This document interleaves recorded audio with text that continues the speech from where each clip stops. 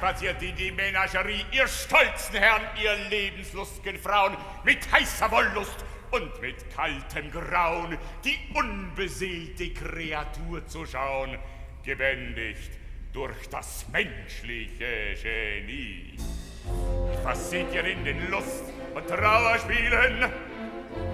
Haustiere, die so wohl gesittet fühlen, am blasser Pflanzenkost ihr Mütchen kühlen und schwelgen in behaglichem Geplärr, wie eine Andern unten im Parterre. Das wahre Tier, das wilde, schöne Tier, das, meine Damen, sehen Sie nur bei mir. Sie sehen den Tiger, der gewohnheitsmäßig, was in den Sprung im Läuf hinunterschlägt. Den Bären, der von Anbeginn gefräßig, bei späten Nachtmahl tot zu Boden sinkt. Sie sehen den kleinen, amüsanten Affen aus Langeweile seine Kunst verpaffen. Er hat Talent, doch fehlt ihm jede Größe, drum kokettiert er frech mit seiner Blöße. Sie sehen in meinem Zelte meiner Seele sogar gleich hinterm Vorhang ein Kamel. Sie sehen auch das Gewürm aus allen Zonen, Reptile, Molche, die in Klüften wohnen. Sie sehen das Krokodil und anderes mehr. Au, just, bring mir unsere Schlange her.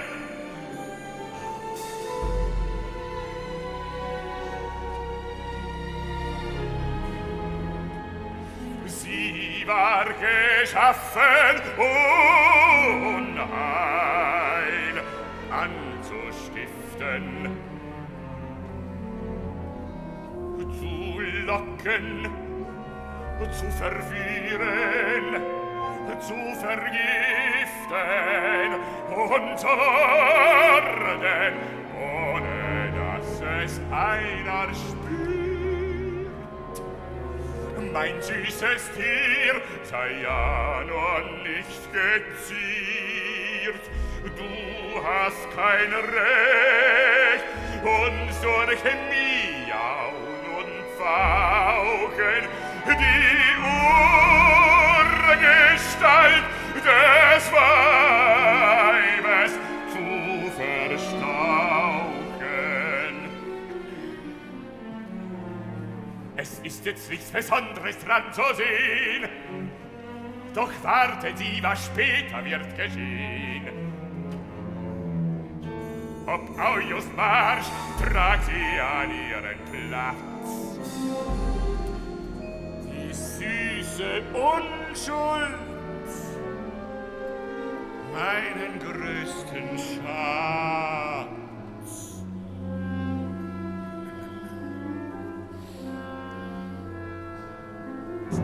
Und so bleibt doch das Beste zu erwähnen, mein Schöne zwischen eines Raubtiers Zähnen.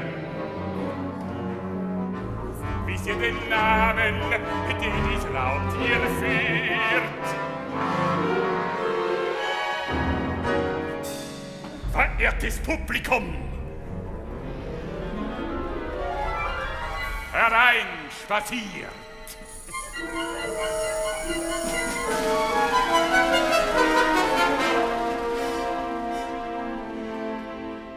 Darf ich eintreten, mein Sohn? Das ist ja Herr Alva! Komm nur ungeniert herein!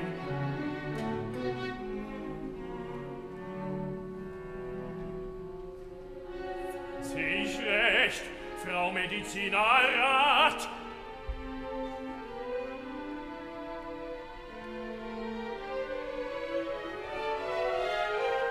Wenn ich Sie doch nur für meine Hauptrolle engagieren könnte.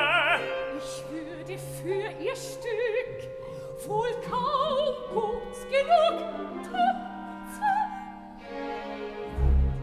führt dich denn hierher? Ich wollte dich zu meiner Generalprobe abholen. Reservieren Sie uns eine Loge für Samstag, Herr Alva. Wie konnten gnädige Frau daran zweifeln? Aber wo ist der Herr Gemahl? Ich sehe sie heute zum ersten Mal ohne ihn. Er lässt sie doch so still allein. Er sollte schon längst da sein. Dann grüßen Sie ihn von mir. Und ich lasse mich unbekannterweise Ihrer Braut empfehlen.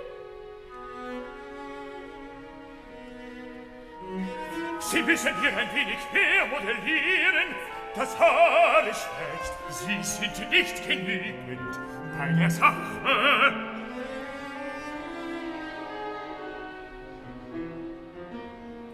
Mich ruft leider die Pflicht, gnädige Frau. Komm jetzt! Wir nehmen einen Wagen, der unten steht.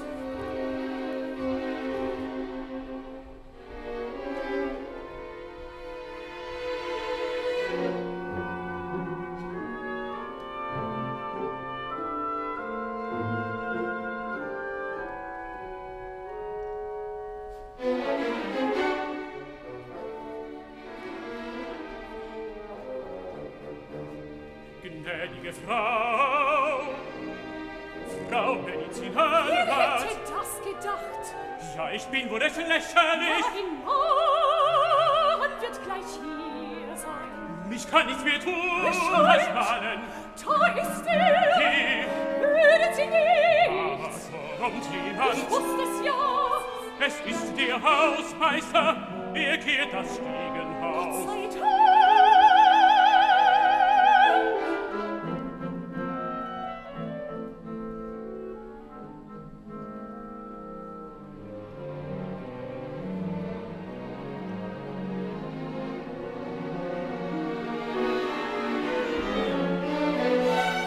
Ich kann nicht. Hören Sie doch.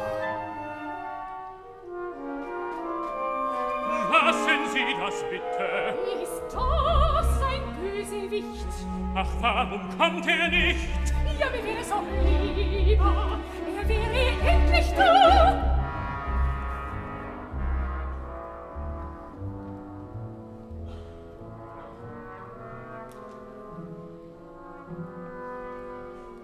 Wenn Sie links das Höschen ein wenig höher Hier. erlauben Sie, Was wollen Sie? ich zeige es Ihnen. Es geht nicht. Sie sind nervös. Lassen Sie mich in Ruhe. Sie bekommen mich noch lange nicht. In seiner scheinen Schön, bitte bleiben Sie doch gnädige Frau. Jeder will auf mir es ging sobald ich Sie bestraft habe. Ja, Sie glauben es doch nicht, wir sind hab ich nicht diese Wolf. Ich sehe überall Bestätte der Erde. Halt es hier den Blut. Ich bin bis zum Haken. Ich stelle Ich es zeige das vor. Höllentor. Und schon Sie Und ich der Teufel. kommen mich nicht. Einziger Gott, Geben Sie mir ich will ruhig. Jetzt kann ich keine Lassen Sie mich jetzt in Ruhe. Ich verlieren, mein Erbarmen, mein Erbarmen. Wie ist dir? Mein Gott, er wird gleich kommen. Ich liebe dich. Studenten, wir tun doch 75 Spieß. Ich liebe dich, Ich heiße nicht Mandy. Ich heiße Luna. Ich will dich lieben, gib mir einen Kuss, lieber. Riechen nach Tabak. Warum sagst du nicht, wie du? Es wäre unbehaglich. Du verstellst Ich dich. mich verstellen, das hat ich niemals nötig. Ich kenn die Welt nicht mehr.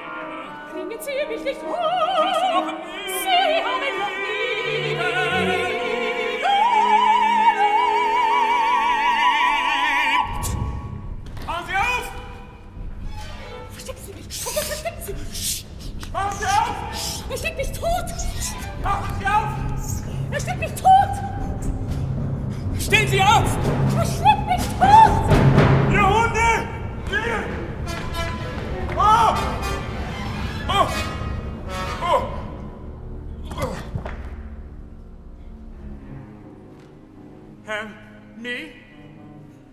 Herr Medizinalrat? Bringen Sie doch bitte erst das Atelier in Ordnung. Herr Medizinalrat? Helfen Sie mir, ihn aufzuheben! Nein, nein! Herr Medizinalrat! Er hört nicht. Helfen Sie mir doch! Er ist so schwer. Man muss zum Arzt schicken.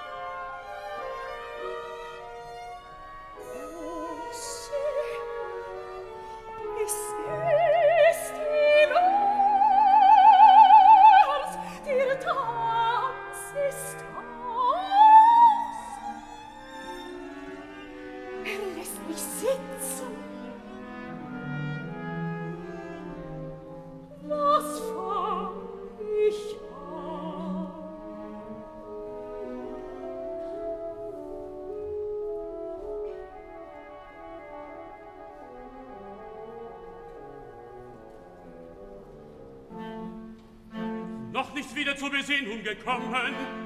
Was fang ich an? Der Arzt muss im Augenblick hier sein. Arznei hilft ihm nicht.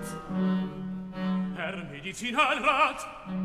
Ich glaube fast, es ist ihm Arzt. Reden Sie doch anständig!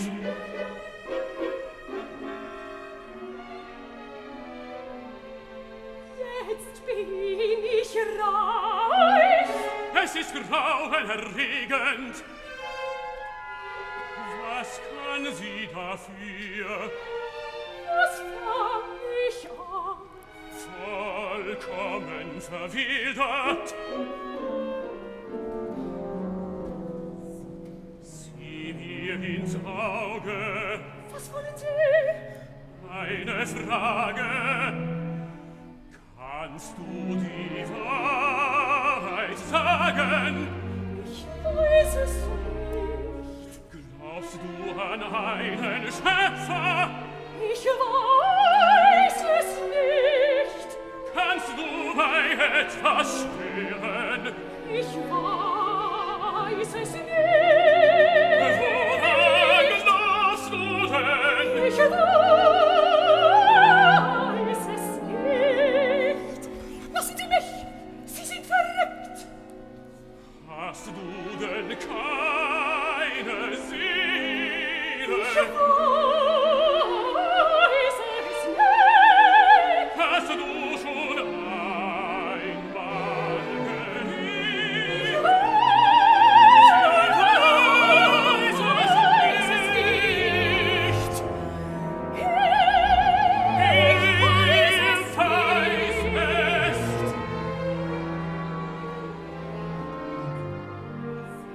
Was wollen Sie denn eigentlich wissen?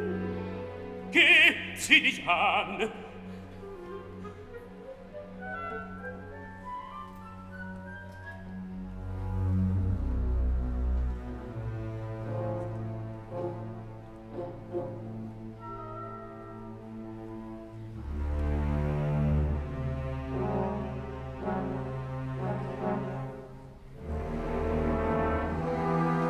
Ich möchte tauschen mit dir, du Toter.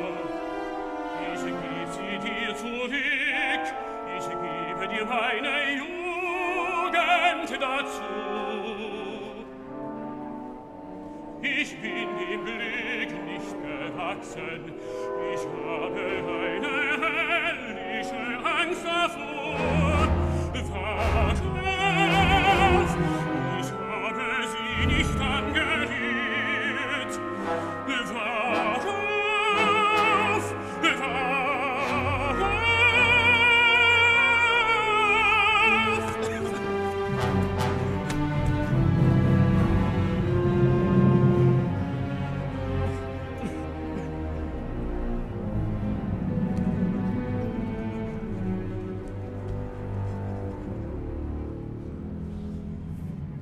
Hier fliehe ich zum Himmel, er möge mir die Kraft geben und die seelische Freiheit, nur ein klein wenig glücklich zu sein, um ihretwillen.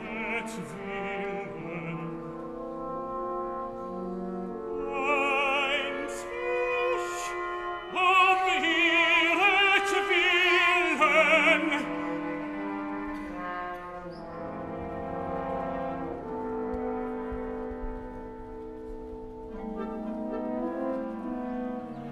Wollen Sie mir zuhacken? Mir zittert die Hand.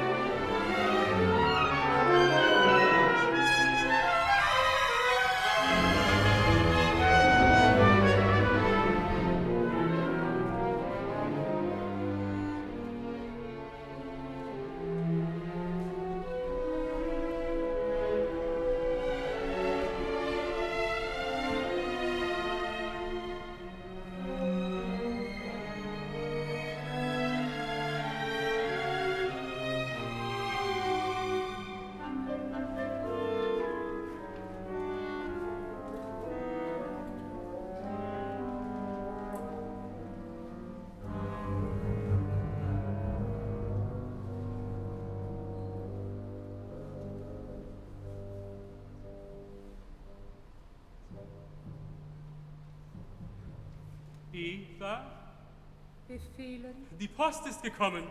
So. An dich. Die Corticelli. Dein Bild als Tänzerin verkauft für 50.000 Mark. Wer schreibt denn das? Der Kunsthändler in Paris. Das ist das 3. Bild seit unserer Verheiratung. Ich weiß mich von meinem Glück kaum zu retten. Da kommt noch mehr. Sieh da. Herr Regierungsrat Heinrich Ritter von Zarnikow beehrt sich, Ihnen von der Verlobung seiner Tochter Charlotte Marie Adelaide mit Herrn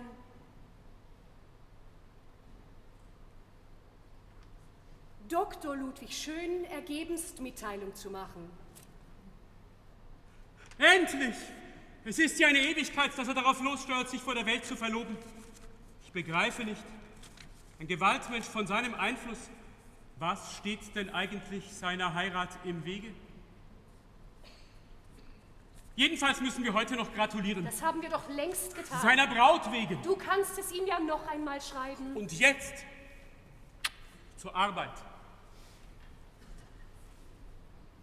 Eva? Befehle. Ich finde, du siehst heute reizend aus. Dein Haar atmet einen Morgenfrische. Ich komme aus dem Bad. Mir ist täglich, als seh ich nicht zum allerersten Mal. Du bist schuld. Ich weiß es nicht. Du bist ja mein. Ich habe nichts mehr, seit ich dich hab. Ich bin mir vollständig abhanden gekommen. Ich bin so aufgeregt.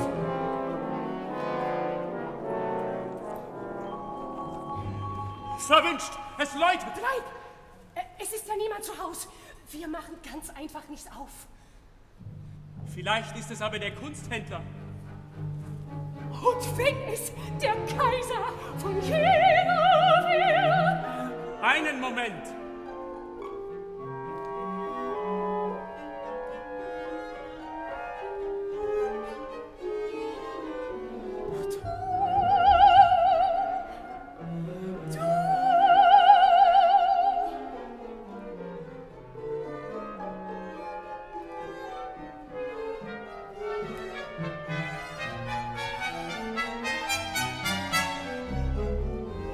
Ein Bettler. Ich habe kein Kleingeld bei mir. Es ist auch höchste Zeit, dass ich an die Arbeit gehe.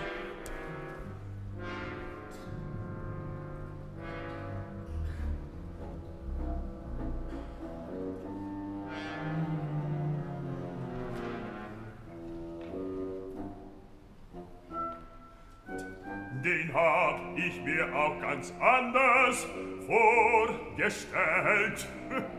Menembos. Wie kannst du ihn auch anbetteln? Deswegen bin ich ja gekommen. Wie viel brauchst du? 200, wenn du so viel flüssig hast. Meinetwegen auch 300. Bin ich müde? Nun hätte ich aber auch lange schon gerne gesehen, wie es jetzt so bei dir zu Hause aussieht. Wie findest du's? So hab ich es für dich gedacht. Es überläuft mich wie bei mir vor 50 Jahren, nur moderner. Du hast es weit gebracht. Die Teppiche. Ich geh am liebsten barfuß drauf. Das bist ja du, ja du.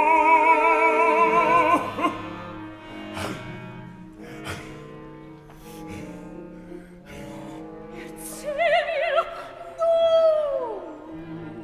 Die Straßen werden immer länger und die Beine immer kürzer. Und die Harmonika Hat falsche Luft, wie ich mit meinem Asthma.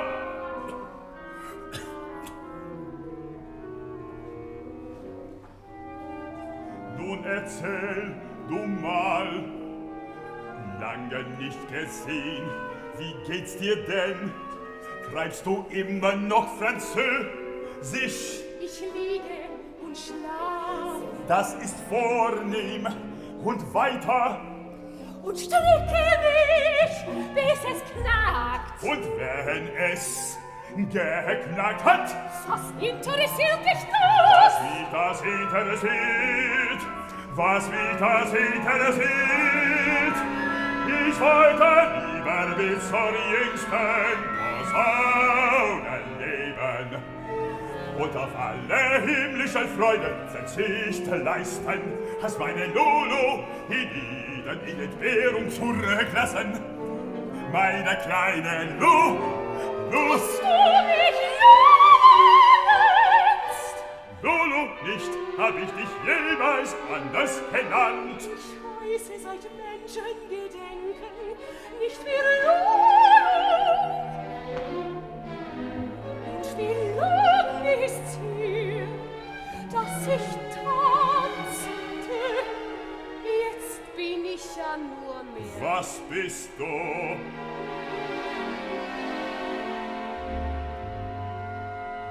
Ein Tier.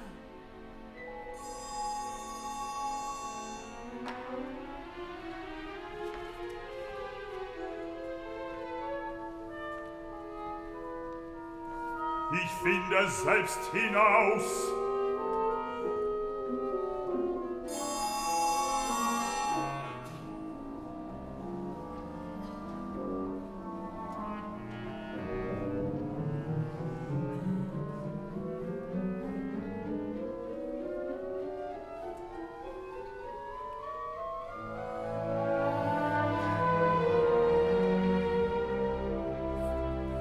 Was tut denn der Vater dann?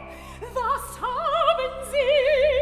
Wenn ich ermahnen werde, könne mir dieser Mensch nicht über die Schwellen. Sie können getrost du sagen, ist nicht hier. Ich verstehe nicht. Das weiß ich. Darüber möchte ich nämlich gerne mit Ihnen sprechen.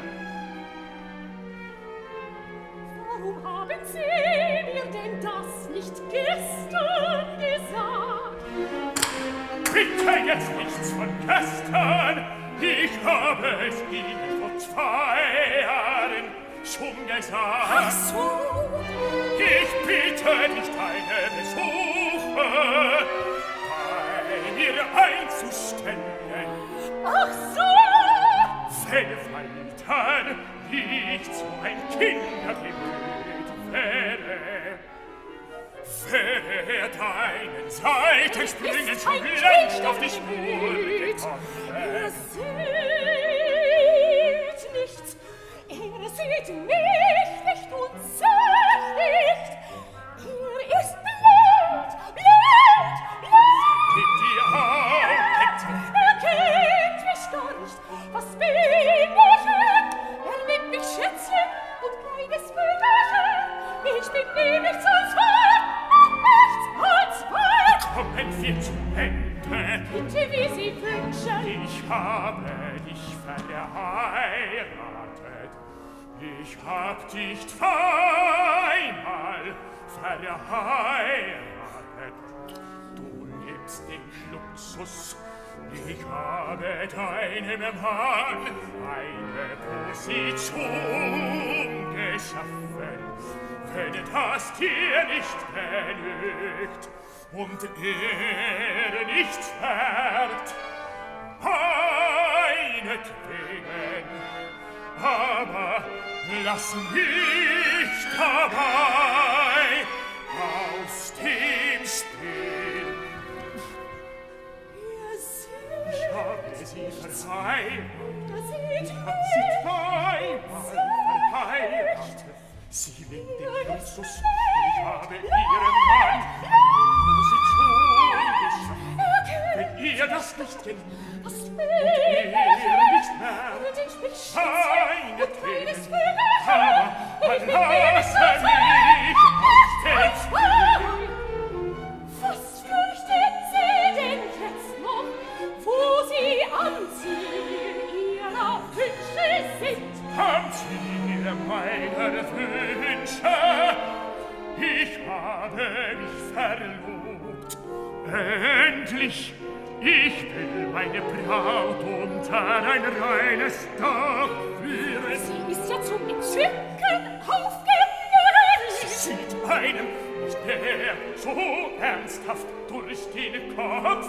Trotzdem können wir uns treffen, wo es Ihnen angemessen Wir werden uns nirgends treffen. Sie glauben es Eine selber nicht, Gesellschaft ist woanders. eines Mannes.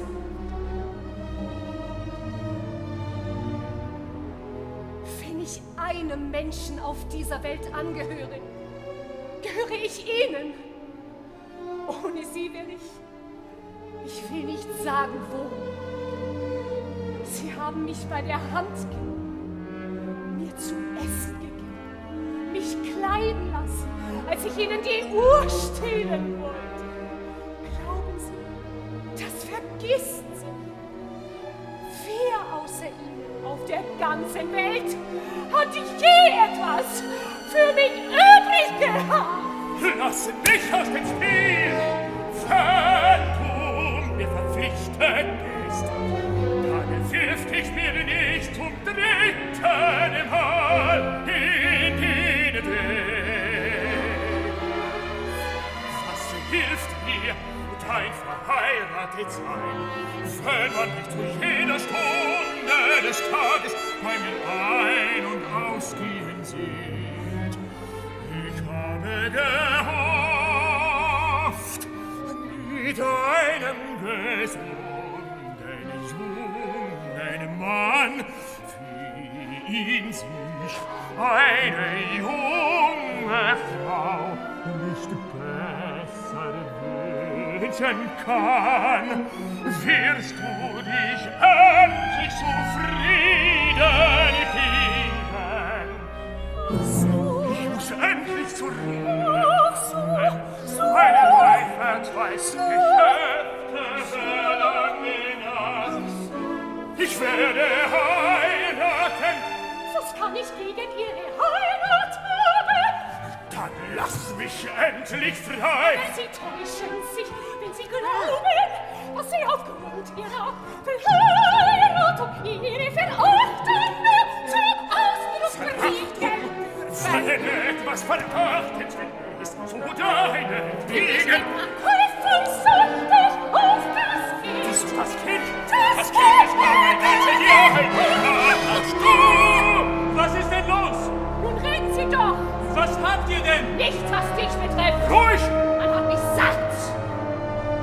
Es musste zur Sprache kommen. Ich muss endlich die Hände frei haben. Ist denn das eine Art zu scherzen? Bitte. Was ist denn? Bitte. Nun? Du hast 500.000 geheiratet. Daraus kann man mir keinen Vorwurf machen. Du hast dir einen Namen geschaffen.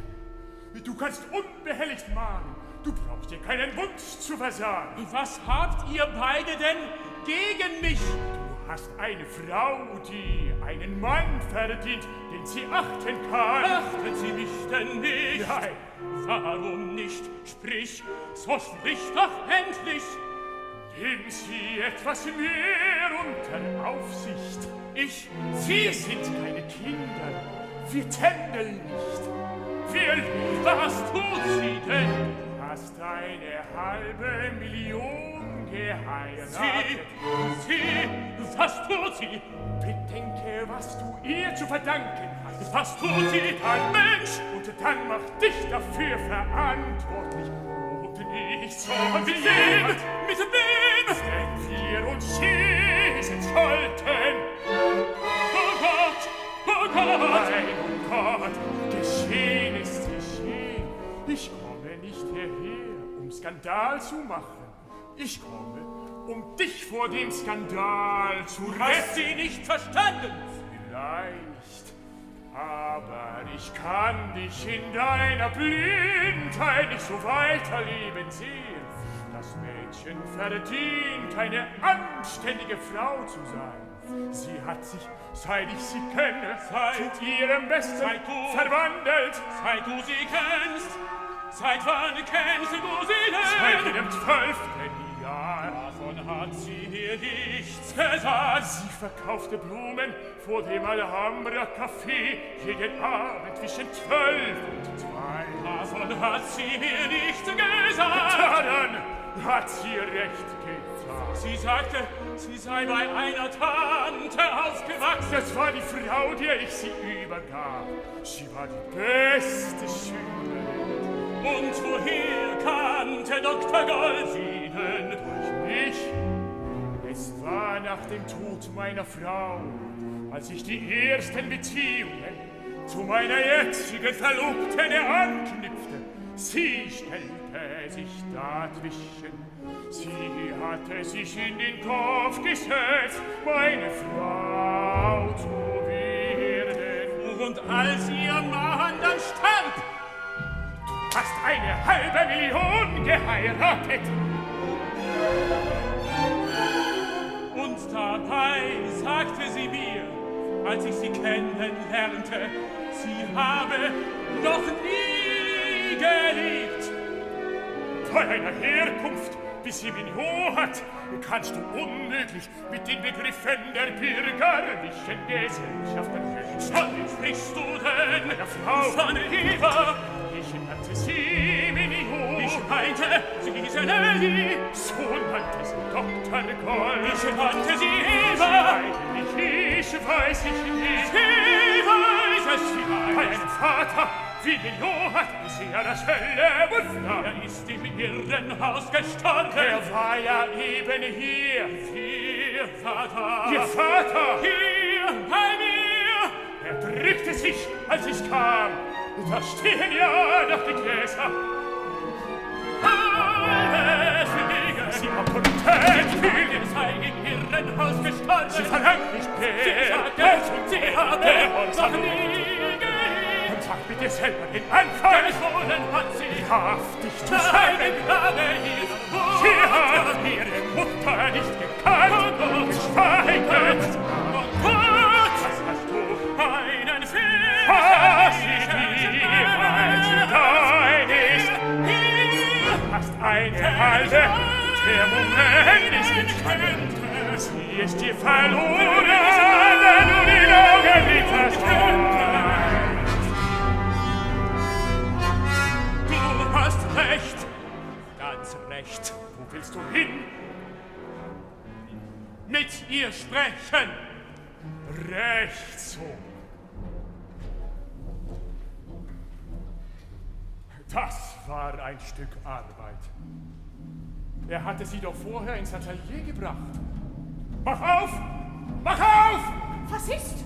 Mach auf! Das ist grauenvoll. Hast du kein Bein in der Küche? Er wird schon aufmachen, Ich mag sie nicht eintreten. wenn er sich ausgeweint hat. Mach auf! Hol mir ein Beil! Ich darf mich jetzt hier nicht sehen lassen. Vielleicht der Kunsthändler. Aber wenn wir nicht antworten, man ist sonst auch nicht immer bei der Hand.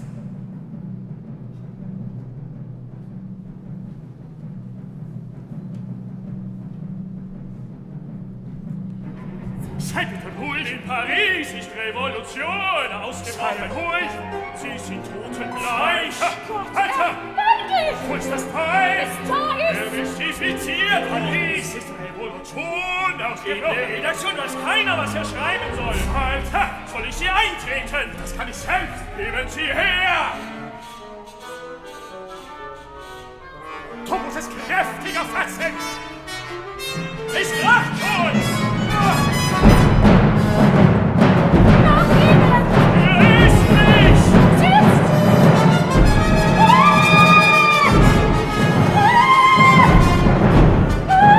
Ich kann nicht hier bleiben! Grauenhaft! Kommen Sie! Wohin? Ich kann nicht allein sein!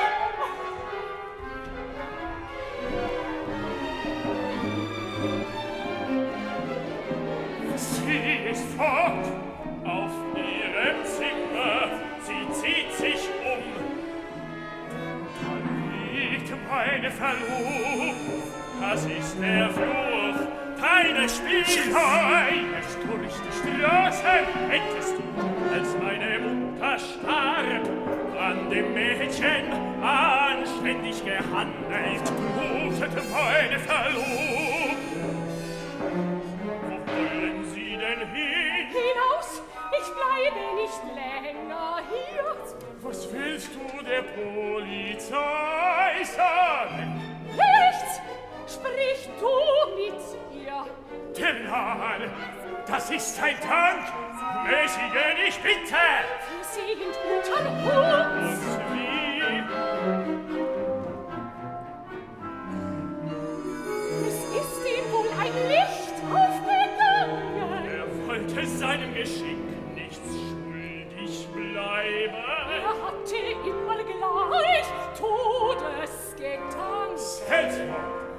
hatte, was sich ein Mensch nur träumen kann. Halsbestimmtens mit dem Rasiermesser, was wir nicht haben. Verfolgungswahn. 10 Minuten lag noch hier. Ja, Verfolgungswahn.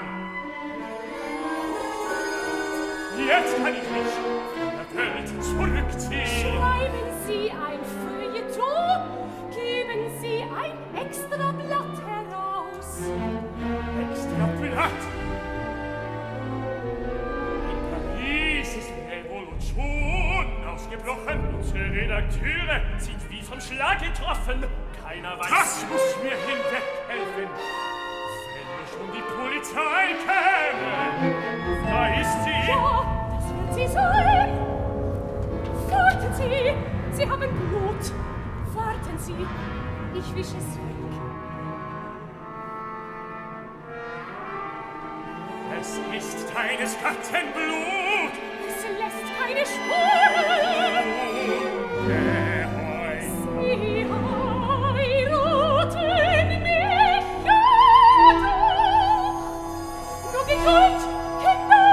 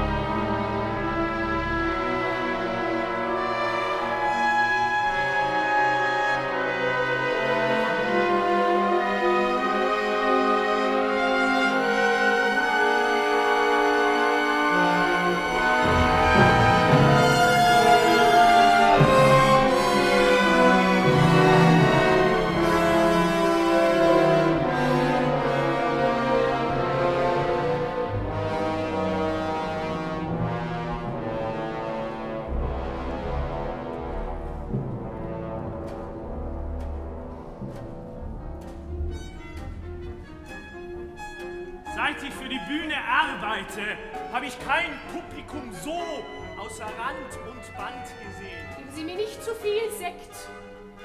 Sieht er mich heute? Mein Vater? Ja. Ich weiß nicht, ob er im Theater ist. Er will mich wohl gar nicht sehen. Er hat so wenig Zeit. Seine Braut nimmt ihn in Anspruch. War der Prinz da? Heute noch nicht. Kommt er? Natürlich. Er wird gleich da sein. Er will mich ja heiraten. So. Er nimmt mich mit nach Afrika. Nach Afrika?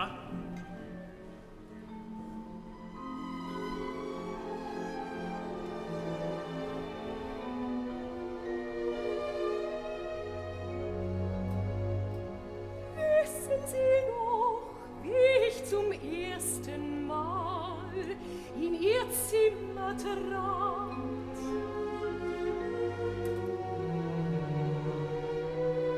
Sie trugen ein dunkelblaues Kleid. Ich sah etwas so unendlich hoch über mir Stehendes in Ihnen. Ich hegte eine höhere Verehrung für Sie, als für meine kranke Mutter.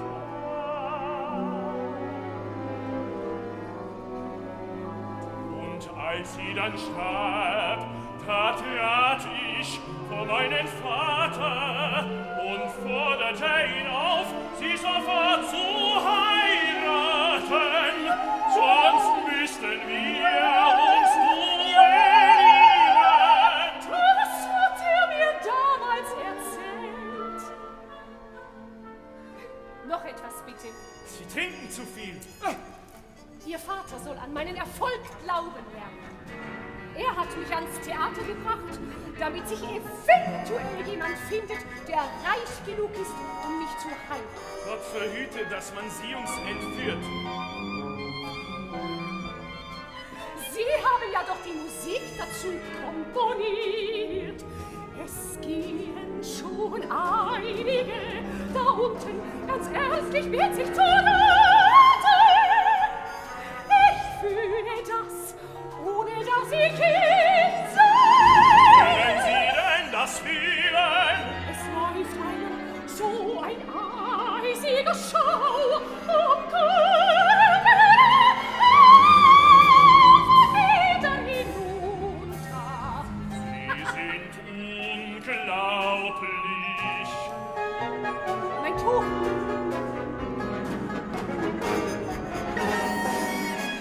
Da ist Ihr Tuch.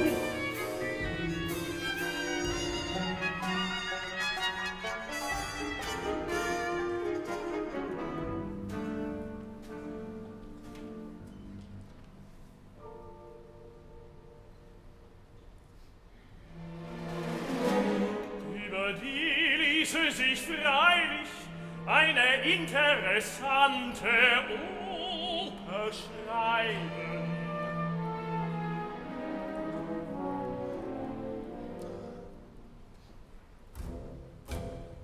Erste Szene, der Medizinerrat, schon faul.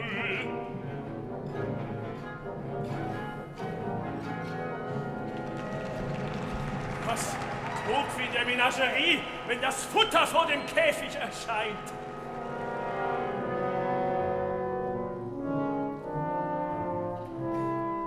Zweite Szene, der Maler, noch unmöglicher.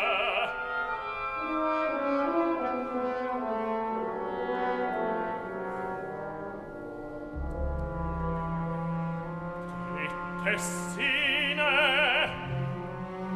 sollte es wirklich so weitergehen?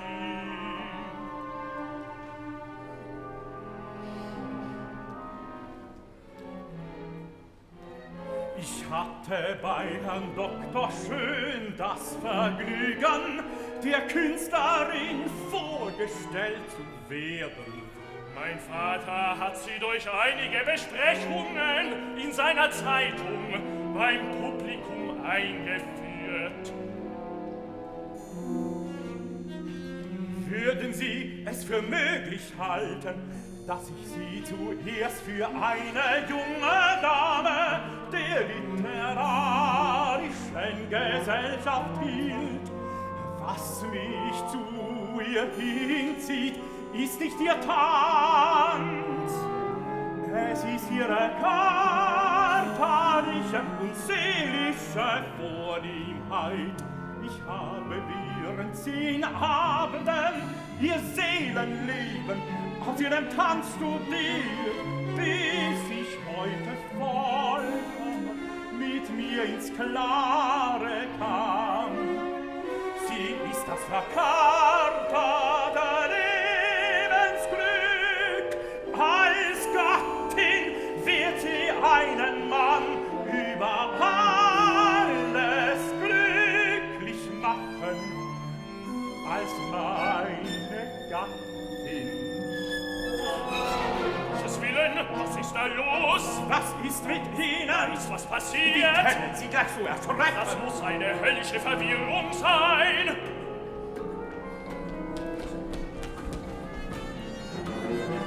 Sie hatte eine Ohnmacht einfach. Eine Ohnmacht! Eine Ohnmacht! Wie ist das passiert?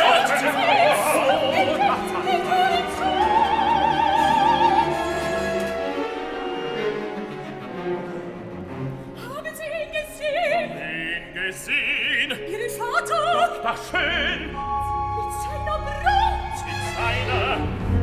Was ist mit dir? Wie kannst du die Szene gegen mich ausspielen? Was hättest du dir besser erspart? Tanzen lassen. Von meiner Braut, von meiner Braut, bist du tanzen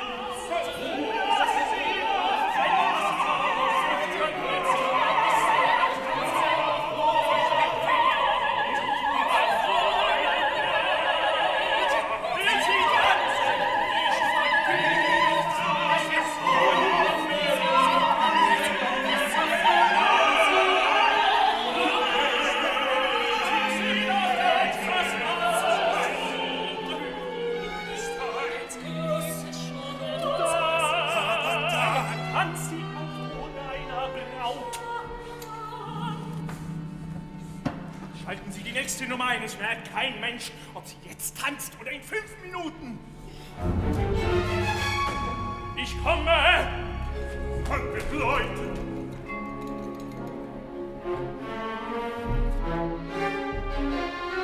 Wie kannst du die Szene gegen mich ausspielen?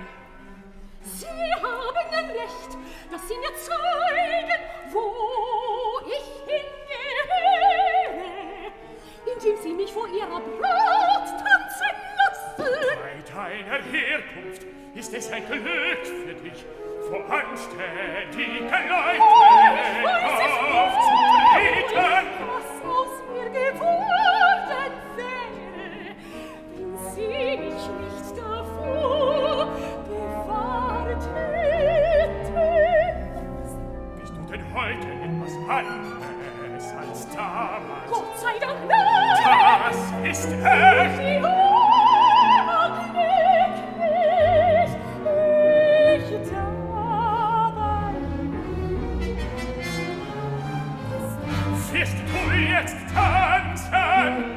Vor wem auch immer es sei. Also dann auf die Bühne. Nur eine Minute, ich bitte, ich kann mich gar nicht aufrecht halten. Man wird ja klingen.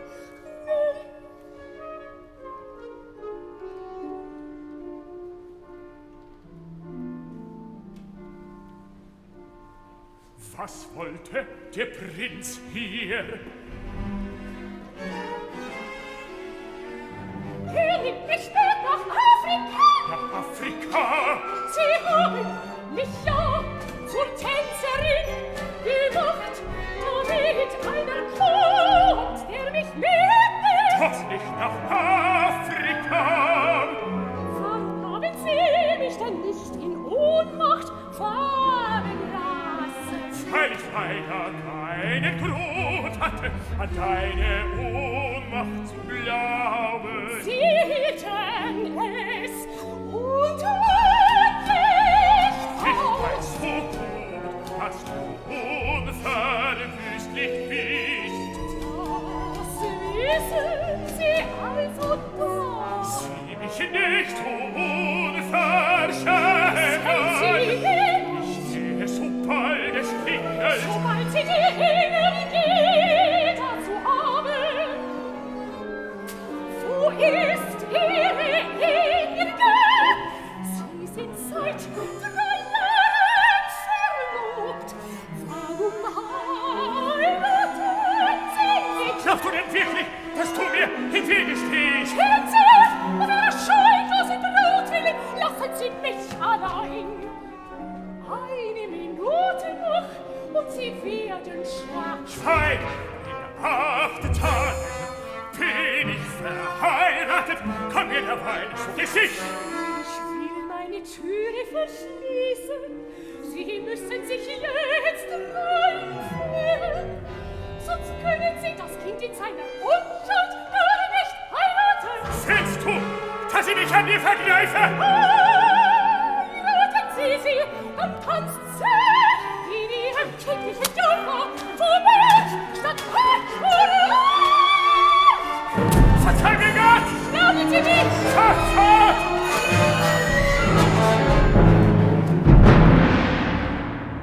Aber wohin? Braut nach Hause! Wenn ich so Welt hinaus könnte! Sie wissen so gut, Schweig! dass Sie zu schwach sind, um sich von mir loszureißen. Oh, du tust mir weh! Wer tut dieser Augenblicke wohl? Ich kann nicht sagen. Mein Alter! Meine Welt! Das Kind! Das schuldlose Kind! Jetzt gehen Sie aber bitte Ich kann zu nicht! ihm. Ich kann jetzt nicht zu ihm! Hinaus mit Ihnen! Schicken Sie mir den Prinzen! Sag mir, um Gottes Willen, was soll ich tun?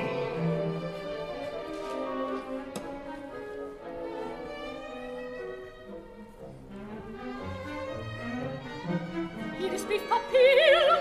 Ich kann nicht schreiben! Also schreiben Sie! Ich kann nicht! Geehrtes Fräulein! Sehr geehrtes Fräulein, ich nenne Sie Brigitte. Sehr geehrtes Fräulein! Mein Todesurteil. Nehmen Sie Ihr Wort zurück! Ich kann es mit meinem Gewissen. Schreiben Sie! Gewissen nicht vereinbaren, Sie an mein fürchterliches Lust zu fesseln. Du hast ja recht. Du hast ja Ich gebe recht. Ihnen mein Wort, dass ich Ihr erlaube. Schreiben Sie, lebe und ich bin. Diese Zeilen sind Ihnen ein Beweis. Seit 3 Jahren versuche ich mich loszureißen. Ich habe nicht die Kraft dazu. Ich schreibe Ihnen an der Seite der Frau, die mich beherrscht.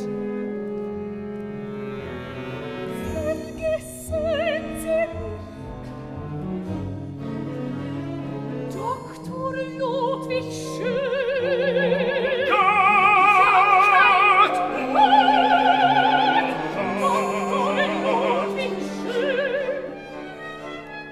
Postscript. Postscriptum. Versuchen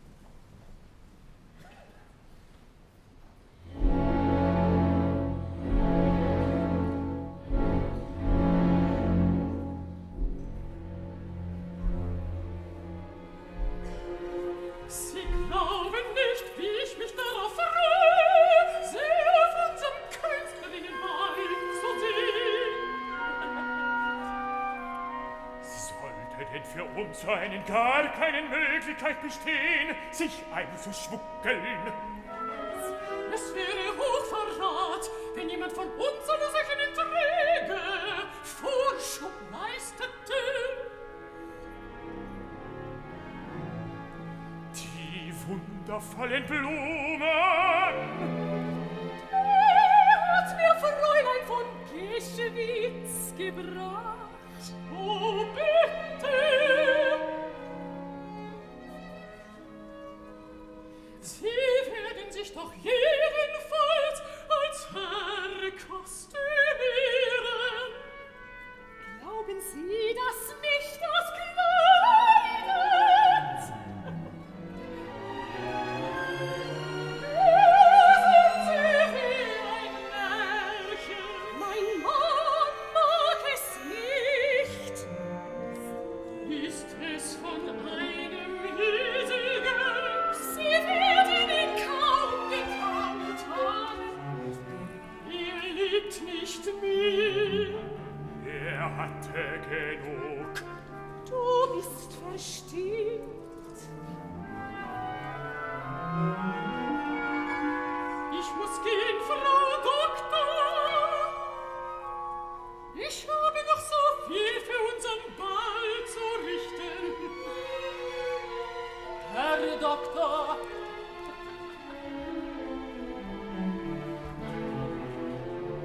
Das mein Lebensabend, die Pest im Haus. 30 Jahre Arbeit und das mein Familienkreis, der Kreis der meinen. Gott weiß, wer mich jetzt wieder belauscht.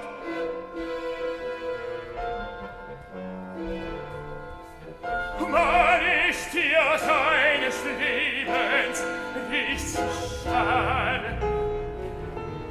dass mein Familienkreis, der Kerl hat Mut. Der Irrsinn hat sich meiner Verlobung bemächtigt.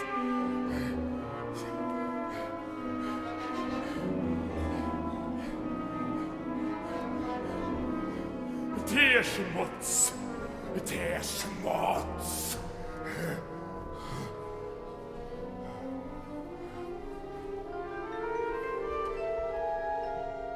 Könntest du dich für heute Nachmittag nicht frei machen? Was wollte diese Gräfin eigentlich? Ich weiß nicht. Sie will mich malen. Ich würde so gerne mit dir ausfahren. Du weißt, dass ich heute auf die Börse muss. Du bist schlecht gelaunt. Seit Wochen und Monaten hab ich nichts mehr von Dein dir. Frohsinn sollte meine alten Tage erheitern. Du hast mich ja gar nicht geheiratet. Wen hätte ich denn sonst geheiratet? Ich habe dich geheiratet. Was ändert denn das daran? Ich fürchte vieles, nur Gottlob eines nicht. Und das wäre Deine Liebe zu mir.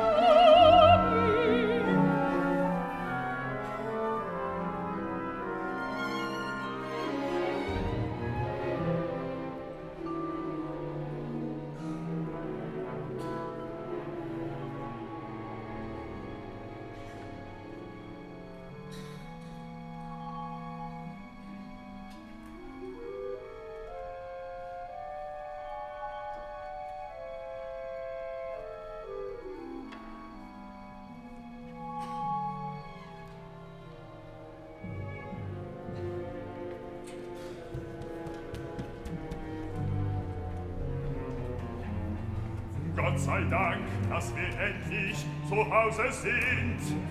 Diese Parketten, nichts als Klippen, als Fallstricke.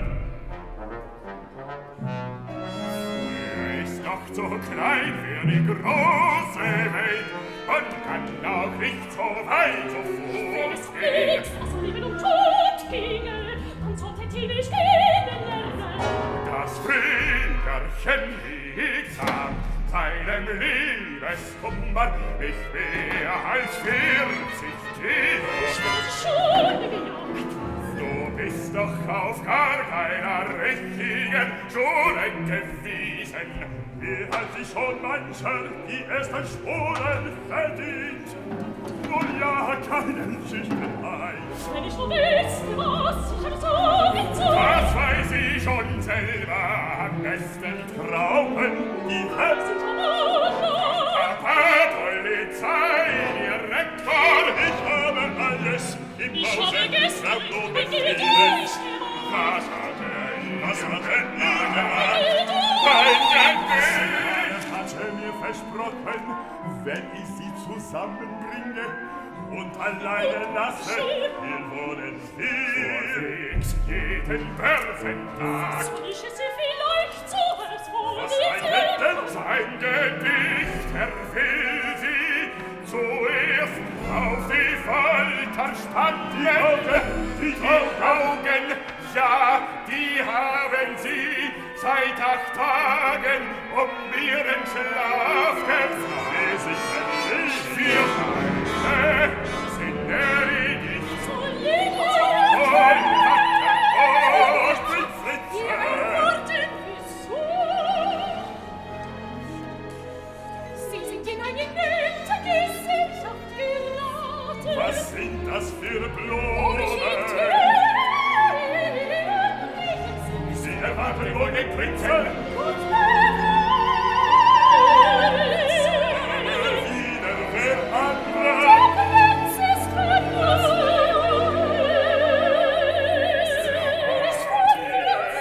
Ursprünglich heiraten wollen. Ich habe sie ursprünglich auch heiraten wollen. Du hast sie ursprünglich heiraten wollen. Auch ursprünglich heiraten wollen. Und ich habe sie ursprünglich heiraten wollen. Ist also nicht ihr Kind. Fällt ihr nicht ein, wie heißt denn ihr Vater? Sie einen gehabt. Einen Vater. Ja, gewiss, ich bin ein Wunderkind. Hast oben abgeschlossen, Hier ist der Schlüssel. hättest ihn lieber stecken lassen, Warum denn? damit man von außen nicht aufschließen kann. Ich bin nicht auf der Bremse. Und du, aber er leidet an Verfolgungswahn. Ich nehme ihn auf die Füße und ja, dass er an der Decke klebt. Wie jagt er mit einem Seitenblick? Wie jagt er? Sehen Sie sich bitte den Bizeps an. Gerade wie der Eisen. Wurde nicht so.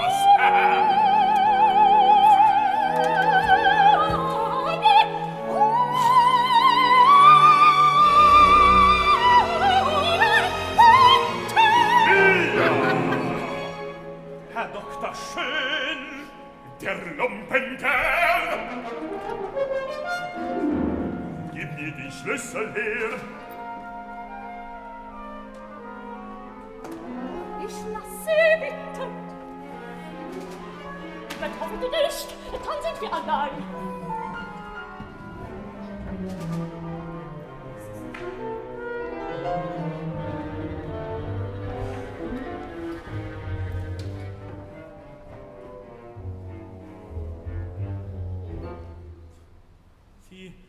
Matinee wird, wie ich mir denke, bei elektrischem Licht stattfinden.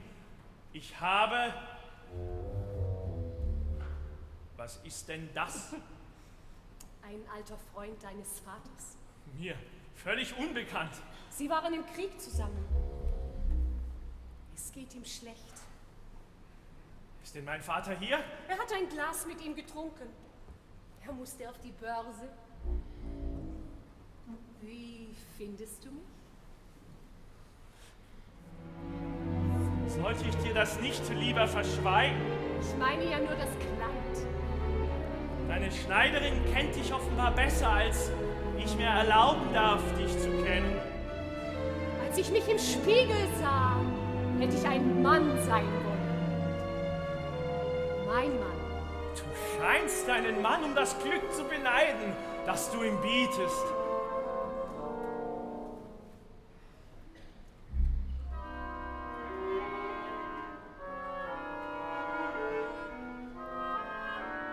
Was haben Sie denn? Nicht. Herr Doktor, er scheint mir heute so weinerlich. Man ist auch nur ein Mensch.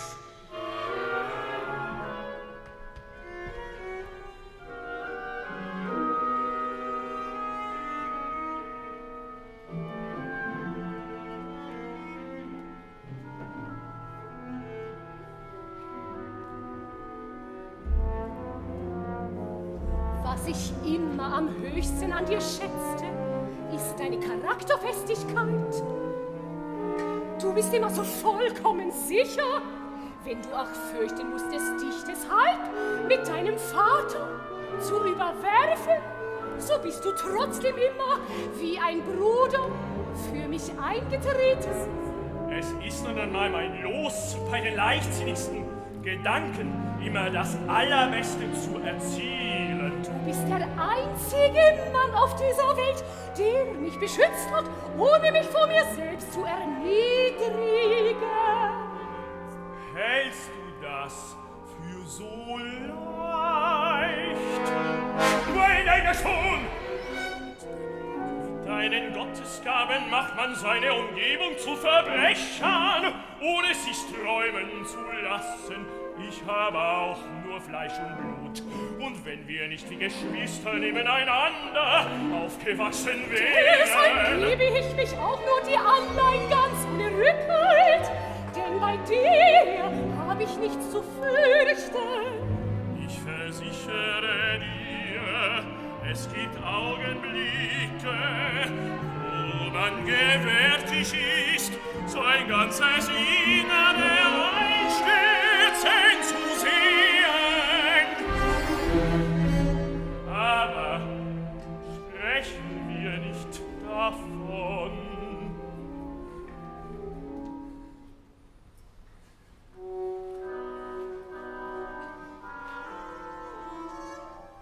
Sind Sie krank? Lass ihn doch! Er zittert wie im Fieber. Gnädige Frau! Herr Doktor! Kirche!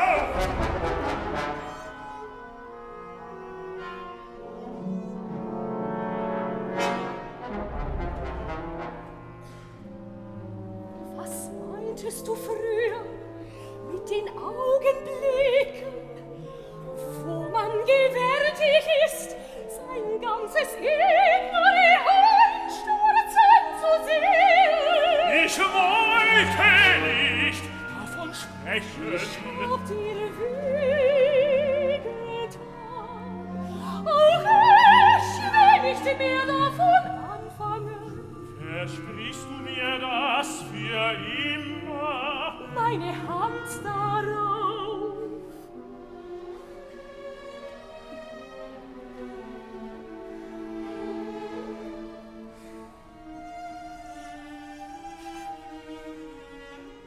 Was tust du?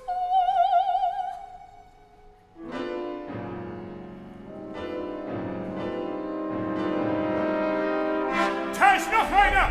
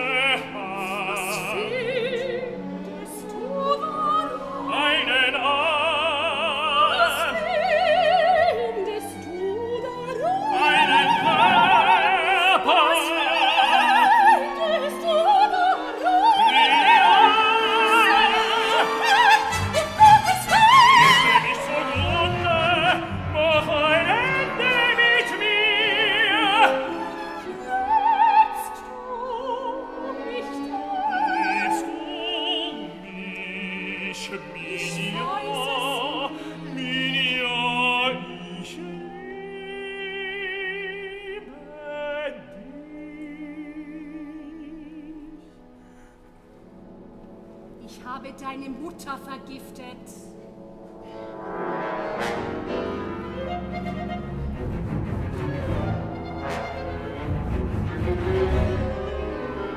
Sein Vater!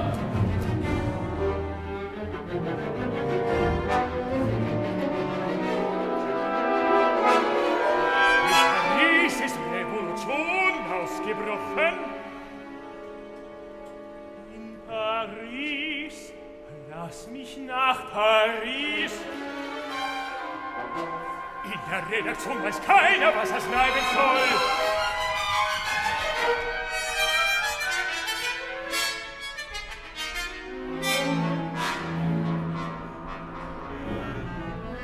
Sie können ja nicht hinaus. Lasst sie nicht durch! Sie rennen ihm in die Arme. Er jagt mir eine Kugel durch den Kopf! Er kommt! Himmel, Tod und Waldspruch! Wo ist denn der hin? Hinaus! Hinter den Balkon hinunter! Er ist Akrobat! Kreatur, die mich durch die Straßen kurz zum Tode schleift.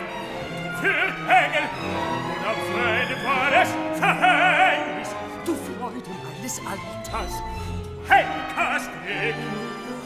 Wie gefällt dir denn mein neues Kleid? Weg mit dir, sonst schlägst mir morgen über den Kopf und mein Tod schwimmt in seinem Blute. Ich muss mich retten, begreifst du mich? Du sollst es dir selbst applizieren. Das geht ja nicht los! Soll ich dir die Hand führen? Ist dir denn Keine gelungen? Kinder. Was war das? Nichts! Du leidest an Verfolgungsfall! Hast du noch mehr Männer versteckt? Ist sonst noch ein Mann bei dir auf Besuch? Haha! Kommen Sie durch den Rauffang herunter. Haltet ihr mich vor ihm! Oder sind Sie auch Akrobat? Sind Sie schon zum Diner bleiben?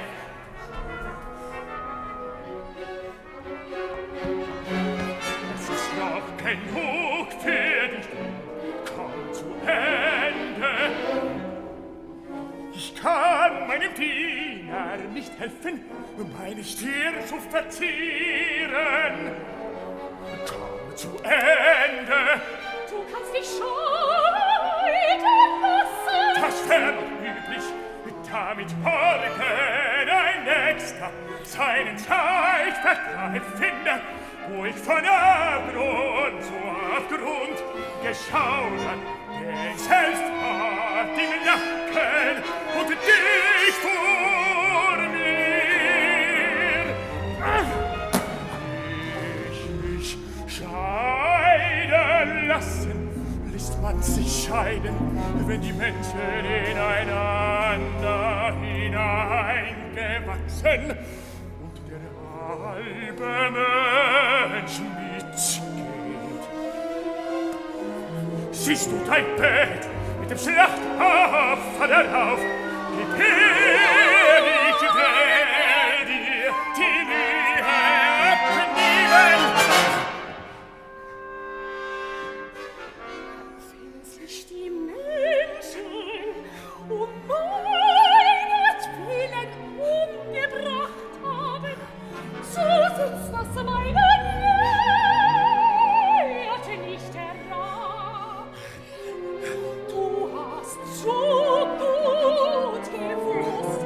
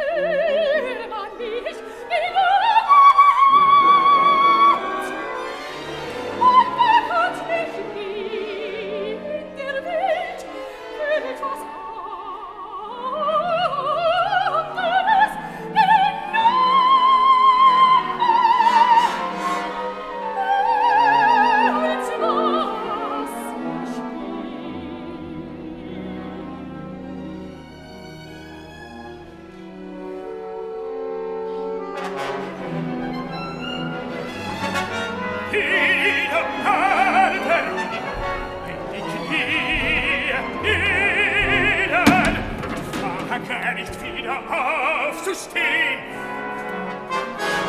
Bitte zu Gott, dass er dir die Kraft gibt.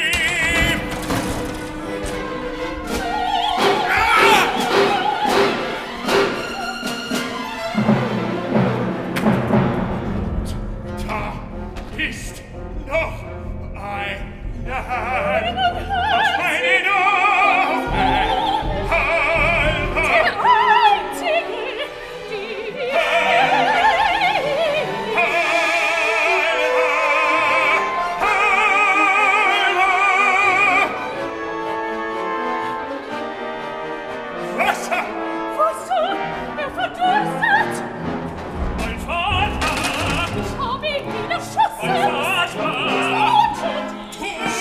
Es ist nicht du musst nicht weg. Fass mich nicht so an. Ich vertonne. Du bleibst hier gleich.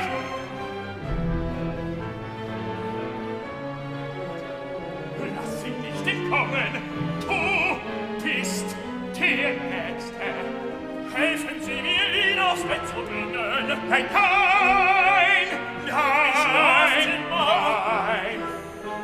Oh Gott, oh Gott, oh Gott, oh Gott.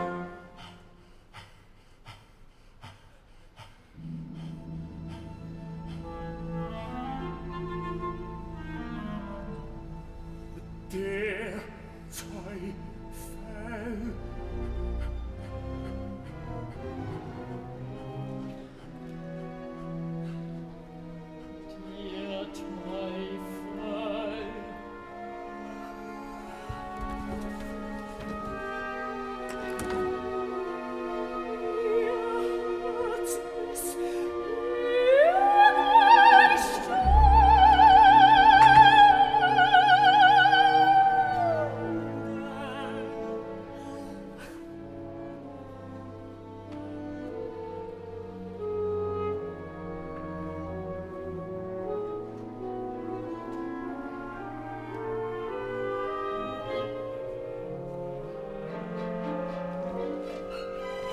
Nicht von der Stelle! Siehst du, Judy? Nicht von der Stelle!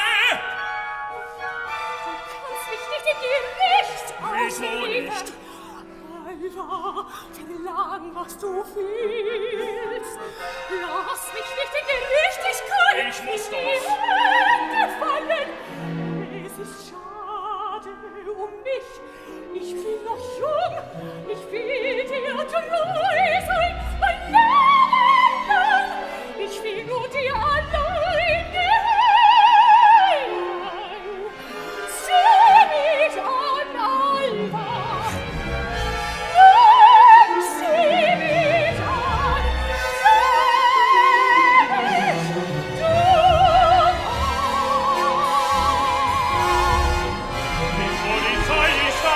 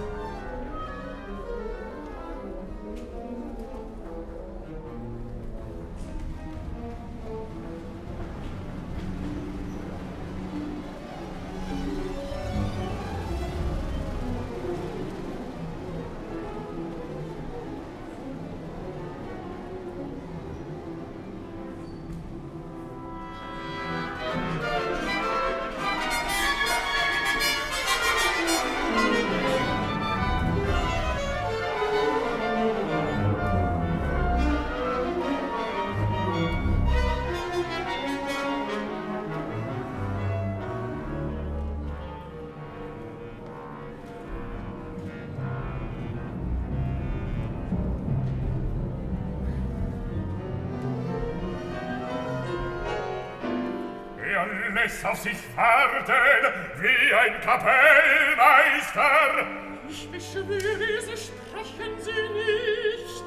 Es will mir ganz und gar nicht einleuchten, dass sie sich dabei sogar noch zu ihrem Vorteil verändert haben soll. Sie ist herrlicher an, so schadet sich sie je gekannt haben. Wenn ihr die Cholera ebenso gut angeschlagen hat wie ihnen, was uns unter die Erde bringt, gibt ihr Kraft und Gesundheit wieder. das ist alles schön und gut. Ich werde aber doch heute Abend noch nicht mitfahren. Sie wollen ihre Brut am Ende gar allein rasen lassen. Erstens fährt doch der Alte mit, um sie im Ernstfall zu verteidigen. Und zweitens muss ich sie auch abwarten, bis meine Kostüme fertig sind. Ich habe mir Trikots im zartesten Rosa machen lassen. Wenn die im Ausland keinen Erfolg haben, dann will ich alleine noch heißen.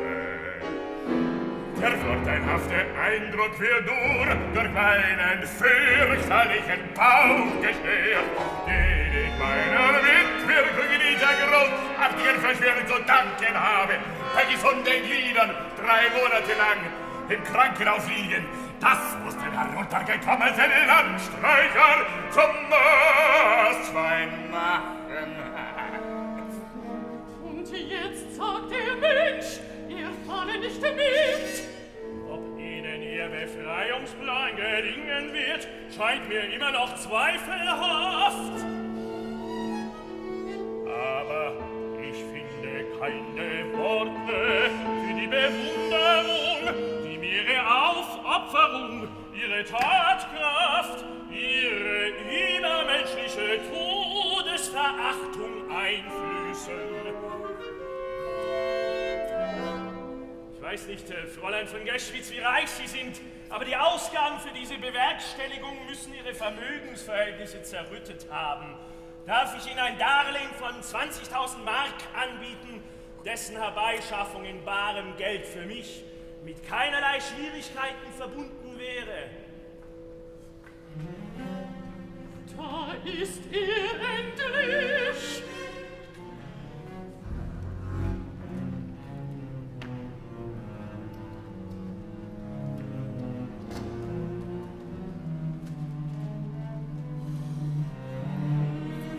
Vermaledeite Finsternis. Ich komme schon! Ihre gnädige Gnaden haben 3 Tag lang kein Tageslicht gesehen. Seit heute früh laufe ich wegen der Pässe und wegen der Koffer herum. Ich kann euch ein gutes Hotel in Paris empfehlen. Die Leute sind Berliner. So helfen Sie mir doch! Dort seid ihr auch sicherer vor der Polizei als anderswo. Wir sind nämlich heute Abend allein mit ihr reisen lassen. Sie fühlten sich wohl vor der Kopf. Es kann ihr jedenfalls nicht schaden, wenn Sie sie von unseren Flitterwochen noch etwas auslüftet. Diese Tasche enthält 10.000 Mark. Ich bitte Sie, sie zu nehmen. Kommen Sie doch an! Geht durch, mein Fräulein, es ist ja nur ein Katzensprung zum Spital. In 5 Minuten bin ich mit ihr hier.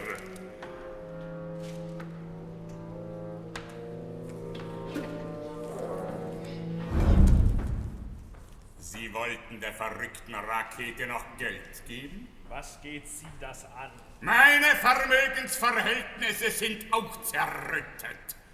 Zuerst habe ich volle 3 Monate im Krankenhaus gelegen, um das Terrain zu sondieren, nachdem ich mir die Qualitäten zu so einem ausgedehnten Aufenthalt auch erst mühsam zusammenhausiert habe. Und jetzt spiele ich bei Ihnen, Herr Doktor, den Kammerdiener, damit keine fremde Bedienung ins Haus kommt. Und schließlich gedenke ich, aus ihr die graziöseste Luftgymnastikerin der Jetztzeit zu machen und setze deshalb gerne mein Leben aufs Spiel. Wo hat je ein Bräutigam mehr für seine Braut getan? Fräulein von Geschwitz hat Ihnen doch jeden Pfennig, den Sie ausgegeben haben, zurückerstattet. Soviel ich weiß, beziehen Sie außerdem noch ein monatliches Salär von 500 Mark von ihr.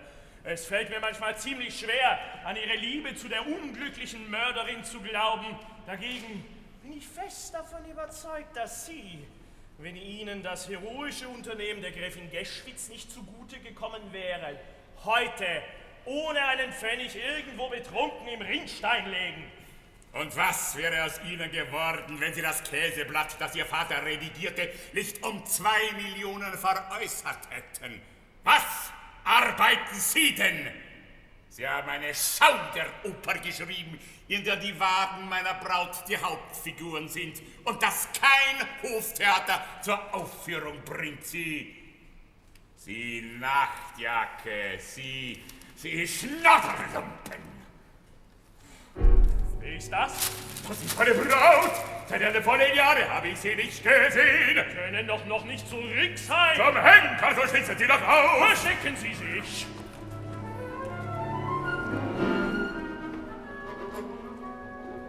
Mit wem habe ich Sie? Was wünschen Sie? Wo kommen Sie her?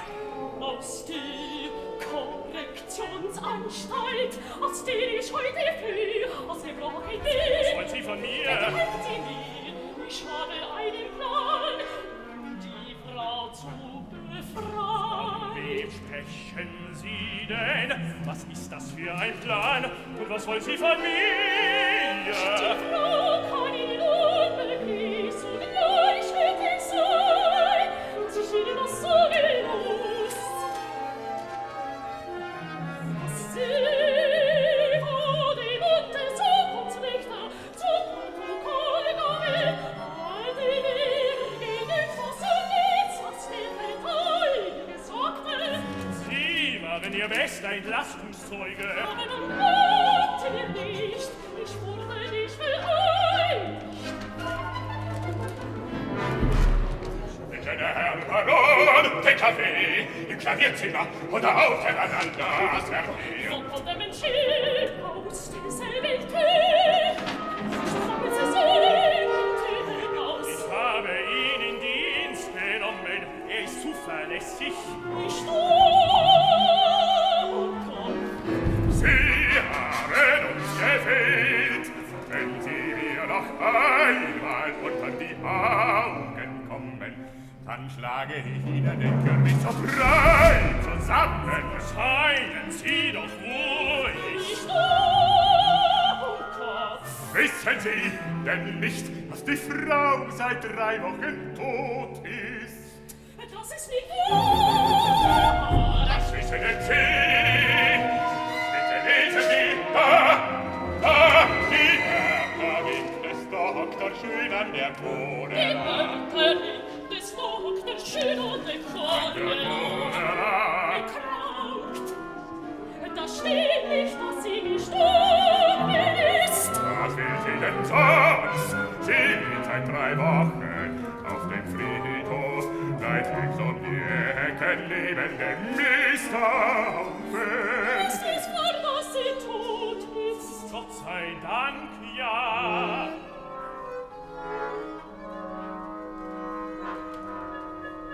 Mein Leben ist so wenig wert, und ich hätte es gern, Glück geohnt.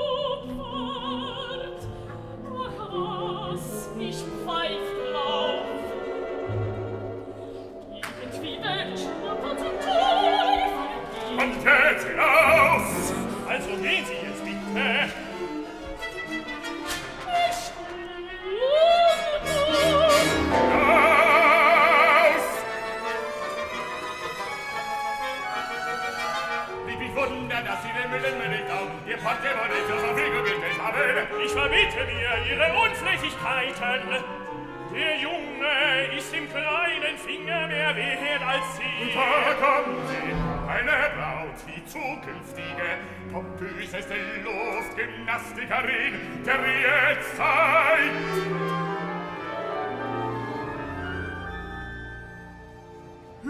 Kleine Lulu, wir müssen heut noch über die Grenze. Himmel, Tod und Wolkenbruch.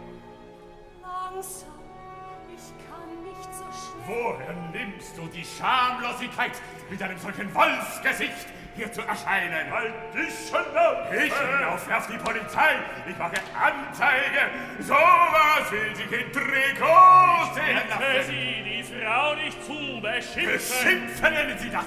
Ich habe mir dieses Skelettes wegen diesen Bauch angefressen. Ich bin erwerbsunfähig. Aber mich soll hier auf der Stelle der Blitz erschlagen, wenn ich mir nicht eine Lebensrente aus ihren Betrügereien herausknubbel. Ich laufe auf die Polizei. Glückliche Reise. Lauf, lauf. Er wird sich hüten. Den sind wir los. Gott sei Und Dank. jetzt besorge ich die Schlafwagen-Billette. In einer halben Stunde hol ich dich.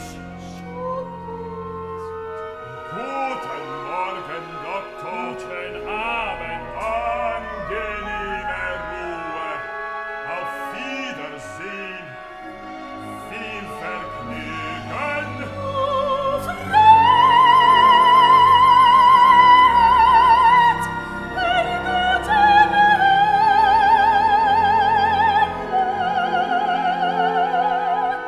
Willst du nicht trinken?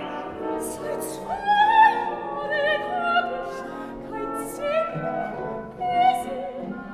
Gardina, ein Divan und Benediktine. das Geliat und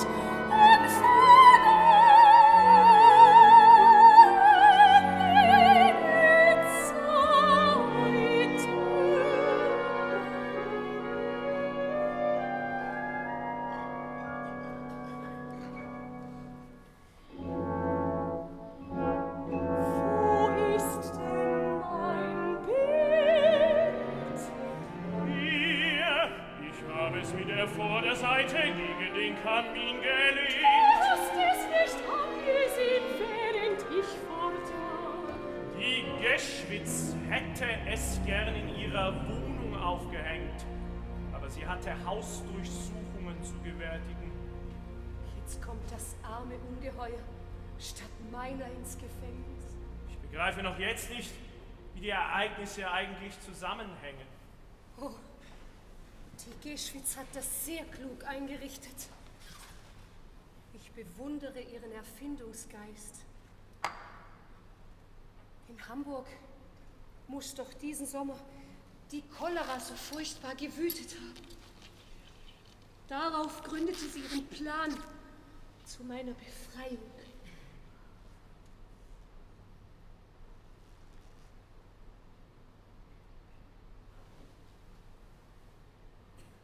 Bei der ersten Gelegenheit, die sich bot, zog sie die Unterkleider an, in denen eben eine Kranke gestorben war und die eigentlich hätten verbrannt werden müssen. Am selben Morgen reiste sie noch hierher und kam zu mir ins Gefängnis, in meine Zelle. Als die Aufseherin dann draußen war, vertauschten wir beide rasch unsere Unterkleider. Das also war die Ursache, weshalb die Geschwitz und du am gleichen Tage an der Cholera erkrankten. Gewiss, das war der Grund. Die Geschwitz wurde aus ihrer Wohnung natürlich sofort in die Isolierbaracke beim Krankenhaus gebracht. Aber mit mir wusste man auch nirgends anders hin. Und so lagen wir in einem Zimmer in der Isolierbaracke hinter dem Krankenhaus.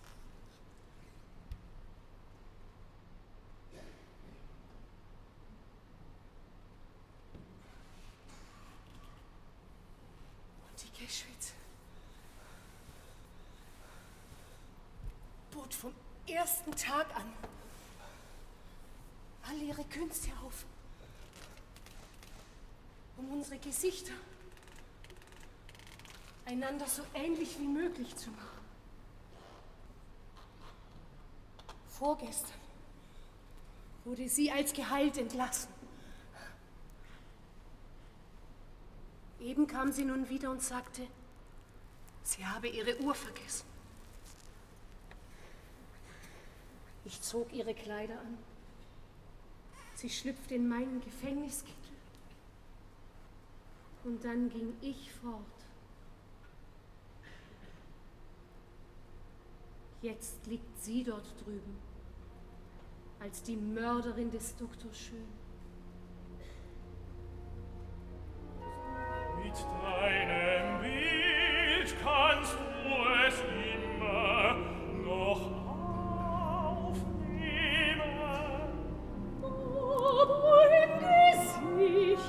bin ich durch Schmähung gefordert. So erschreck ich elend aus, als du hereinkamst. Das wusste ich, uns den Athleten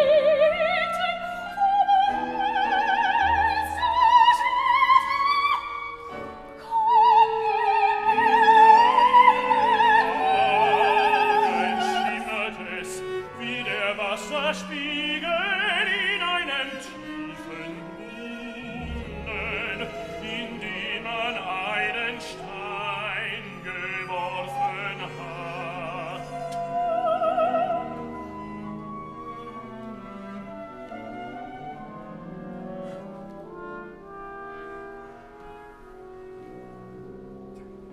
Deine Lippen sind allerdings etwas schmal geworden. Graut dir vor mir.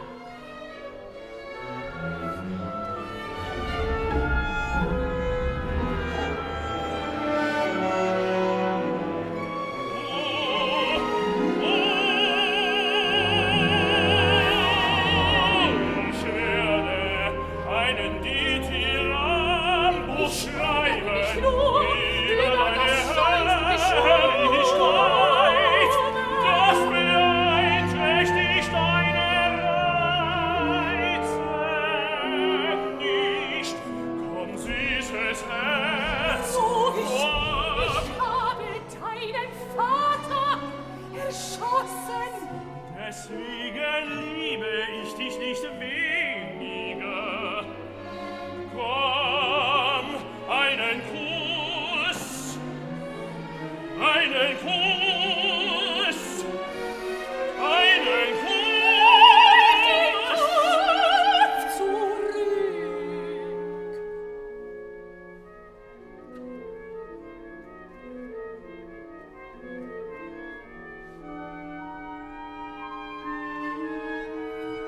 Wenn deine beiden großen Kinderaugen nicht wären, müsste ich dich für die abgefeimteste Dirne halten, die einen Mann ins Hölle angestürzt.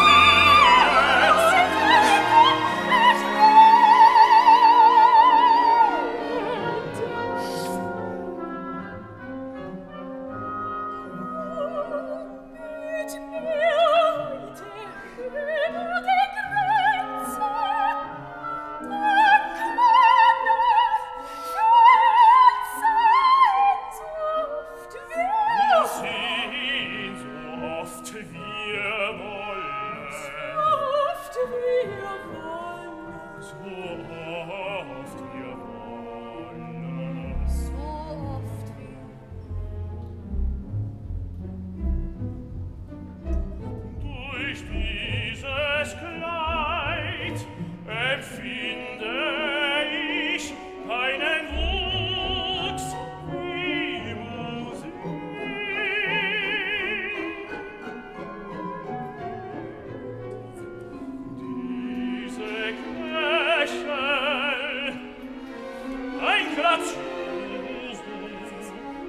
das reizende Anschwellen, ein Cantabile.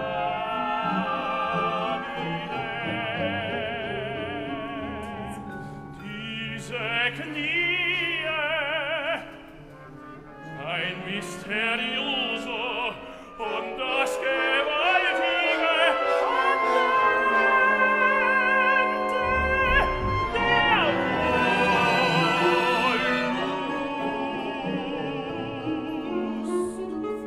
Wie friedlich sich die beiden schlanken Rivalen in dem Bewusstsein aneinander schmiegen, dass keiner den andern an Schönheit gleich macht.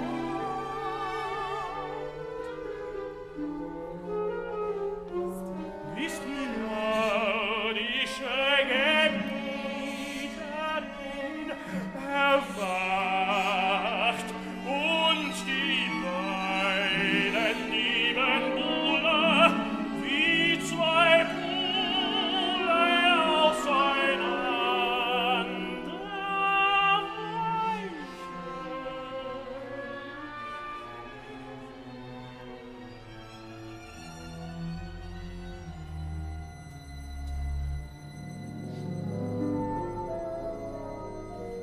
Ich werde dein Lob singen,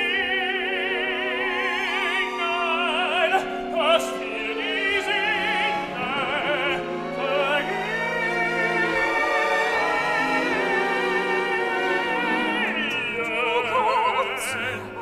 Also heute noch mit mir.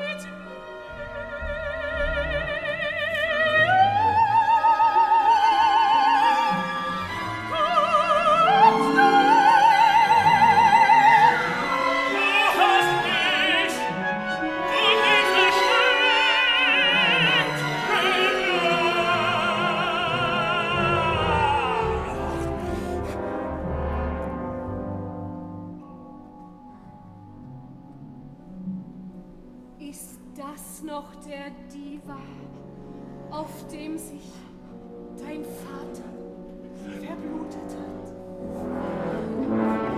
Schweig!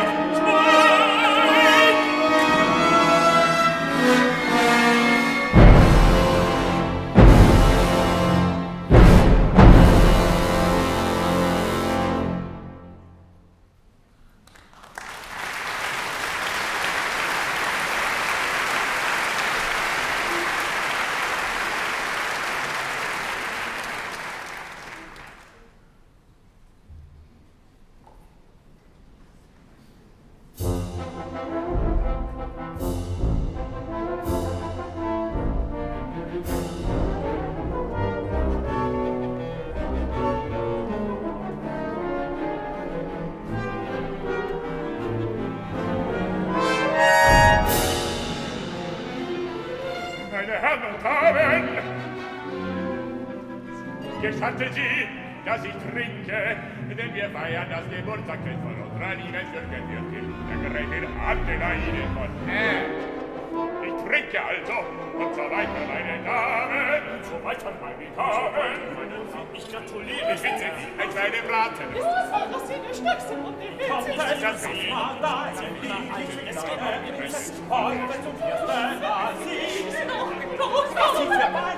Was will ich schade?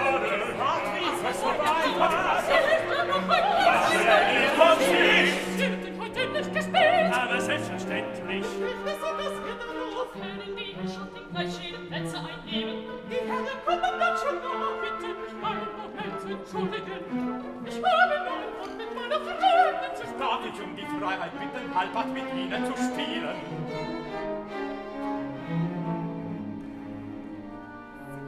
Sagen Sie, Herr Generaldirektor, haben Sie vielleicht noch einige Jungfrau-Aktien für mich?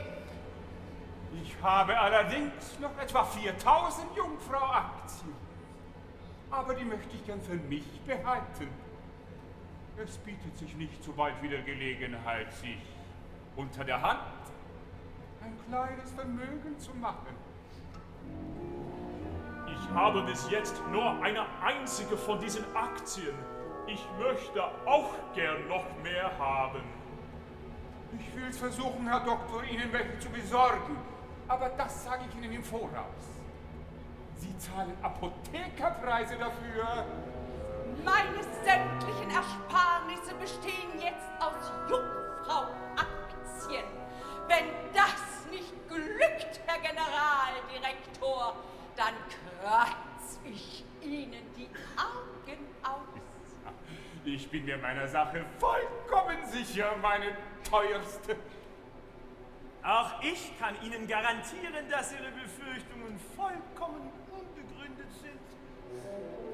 Ich habe meine Jungfrau-Aktien sehr teuer bezahlt und bedauere es keinen Augenblick. Sie steigen ja von einem Tag auf den anderen. Sowas ist noch gar nicht da gewesen. Umso besser, wenn Sie recht haben. Kommen Sie, mein Freund, jetzt wollen wir unser Glück beim Burgkarer versuchen.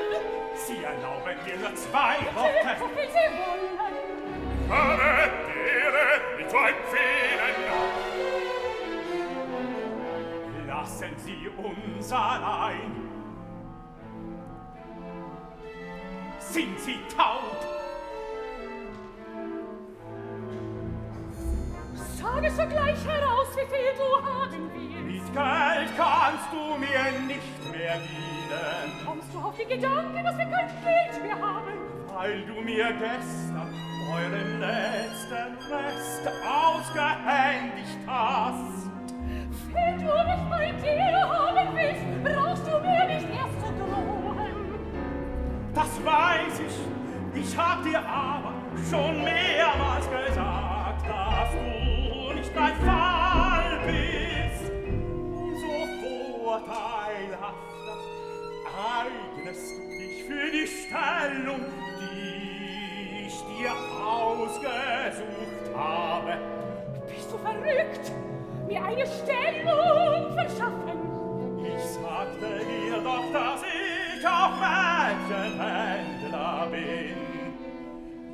Von den unzähligen Abenteuerinnen, die sich hier aus den besten Familien der ganzen Welt zusammenfinden, habe ich schon manches Lebenslustige Gestalt seiner natürlichen Bestimmung geführt.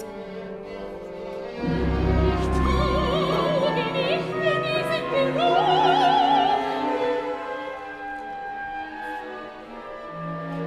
Als ich 15 Jahre alt war, hätte mir das gefallen können. Da lag ich aber glücklicherweise 3 Monate im Krankenhaus, ohne einen Mann zu Gesicht zu bekommen. In jener Zeit gingen mir die Augen über mich auf und ich erkannte mich. In meinen Träumen sah ich Nacht für Nacht den Mann, für den ich geschaffen bin und der für mich geschaffen ist. Und als ich dann wieder auf die Bänder losgelassen wurde, da war ich keine dumme Gans mehr.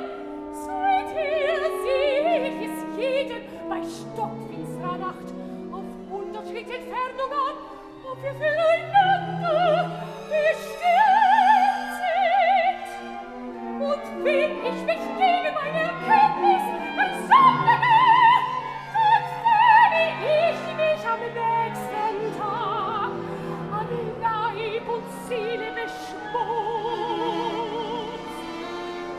Der Staatsanwalt bezahlt denjenigen, der die Mörderin des Dr. Schön der Polizei in die Hände liefert, 1000 Mark. Ich brauche nur den Polizisten, der unten an der Ecke steht, heraufzupfeifen. Dann hab ich 1000 Mark verdient. Dagegen bietet das ist mein teurer 1200 Mark. Also 200 mehr als der Staatsanwalt Soll ich mir bezahlt. einreden lassen, dass der Ägypter für eine Person, die er gar nicht kennt, 1200 Mark Ich habe bezahlt? mir erlaubt, ihm deine Bilder zu schicken. Die Bilder, die ich dir gab. Siehst, dass er sie besser zu würdigen weiß als ich.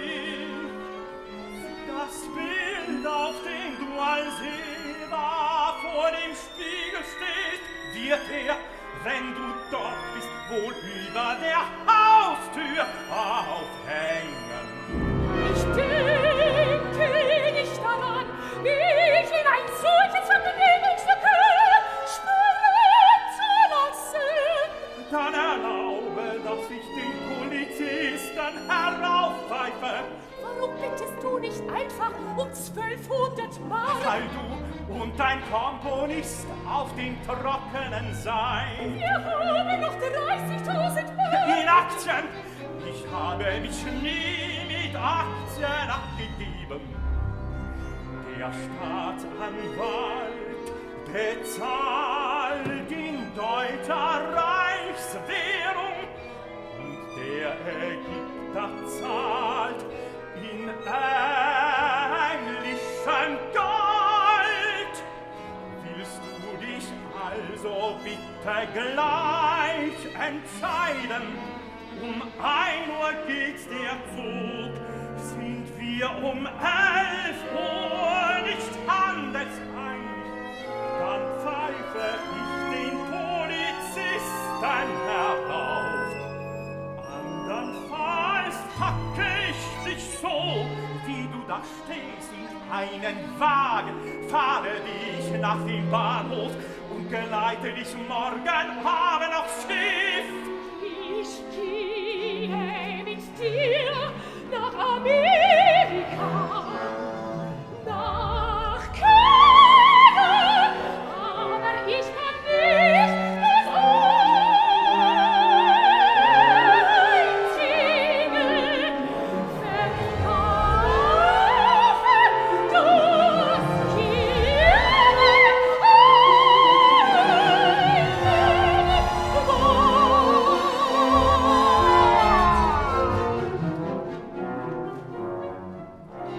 Wenn wir nicht bis 11 Uhr das Haus verlassen haben, dann transportiert man dich morgen mit deiner Sippschaft per Hub nach Deutschland. Du kannst mich nicht ausleben! Brillant, es geht brillant. Versprochen.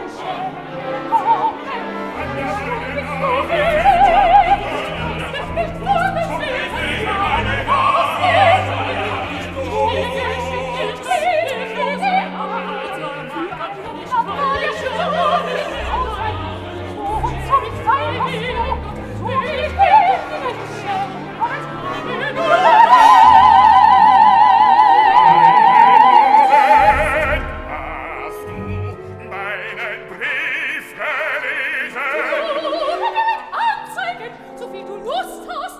Ich hab das Geld nicht für 20.000 Weiß zur Verfügung. Wie viel Tag du dir, ja, trotz 40.000 in Jungfrau Aktien, kein sogenannter Gatte hat eben selbst noch damit gebracht. Dann fällt dich mit deinen Erpressungen doch Meinem Horten dauert 2 Tage, bis versteht, dass ich das Geld zum Heiraten brauch. Ich bin nämlich verlobt. Meinen Segen geb ich dir dazu. Aber warum verfolgst du den Gegenschnitz mit deinen Anträgen? Weil das Frauenzimmer von Adel ist. Ich bin Feldmann und versteh mich besser als irgendeiner von euch auf den vornehmen Konversationston. Aber das gehört ja nicht hierher. Wirst du mir bis morgen Abend das Geld verschaffen oder nicht? Alba, gib dir den letzten Pfennig, den hat, wenn du nur einmal deine verdammte Pflicht und Schuldigkeit tust. Das wird dir einmal auf dem Spiel. Ich machst 4 Menschen glücklich, wenn du 5 gerade sein lässt und ich eine wohltätige Zweck. Oh, Alles wie mit dieser Heiser. was ist denn nicht?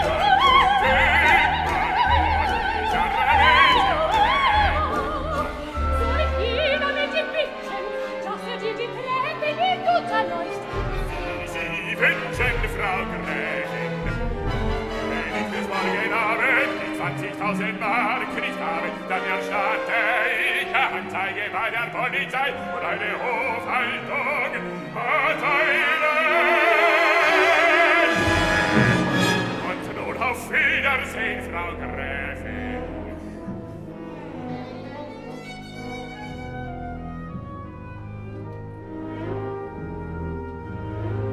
Herr Generaldirektor.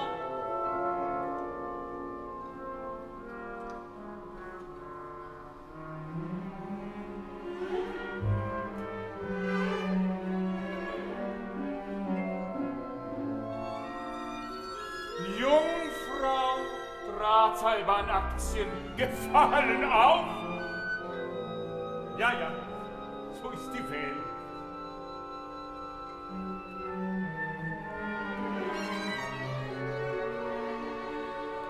Schneid ich dir die Ohren nicht ab, schneidst du sie mir.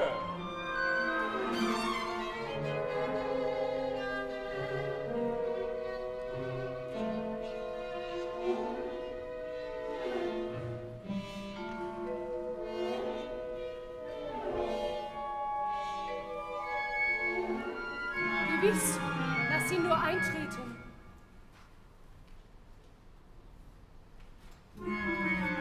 Ich brauche nämlich notwendig Geld. Ich miete meinen Geliebten eine Wohnung. Ich sehe das Geld sehr nötig. Sie will sich eine eigene Wohnung einrichten. Solche Summen spielen doch bei dir keine Rolle. Tut du ein mächtiger Gott! Was gibt es Es denn? ist so grauenhaft. Du übernimmst dich. Du musst dich ausnahmsweise mal mit einem Roman ins Bett liegen. Weinen und weinen dich nur recht aus. So hat es dich auch schon vor 15 Jahren geschüttelt. Es ging mir an den Hals und er zeigt mich an. Wer zeigt dich an? Der springt Fritze. Dem besorg ich es. Besorge es ihm. Ich bitte dich, besorge es ihm. Dann tu mit mir, was du willst. Wenn jetzt vor mir kommt, ist abgetan. Mein Fenster geht aus Wasser. Aber wird nicht kommen, er wird nicht kommen. Ich gehe zu dir, er kommt mit dem Geschütz. Er kommt noch heute Abend. Geh nach Hause, damit es behaglich findet. Lass ihn nur kommen. Bring mir seine goldenen Ringe, die er in den Ohren trägt. Hat er Ringe in den Ohren? Du kannst sie herausnehmen, bevor du ihn hinunterlässt. Er merkt nichts davon, wenn er betrunken ist. Und dann, mein Kind, was dann? Dann geb ich dir das Geld für deine Geliebte. Das nenn ich aber geizig. Was du sonst noch magst, was ich habe. Wie lang ist her, dass wir uns nicht kennen? Wenn es weiter nichts ist. Aber du hast doch eine Geliebte. Sie ist nicht mehr von heute. Sondern schwöre. Hab ich dir je nicht Wort gehalten? Schwöre, dass du es ihm besorgst. Ich besorg es. Schwöre. Bei allem, was heilig ist, heut Nacht, wenn er kommt. Bei allem, was heilig ist, wie das kühlt. Wie das blöd. Fordert dich doch aus, sie kommen in einer halben Stunde. Ich gehe schon. Rasch, ich bitte dich. Die Adresse? Schreib ich dir auf. Da draußen.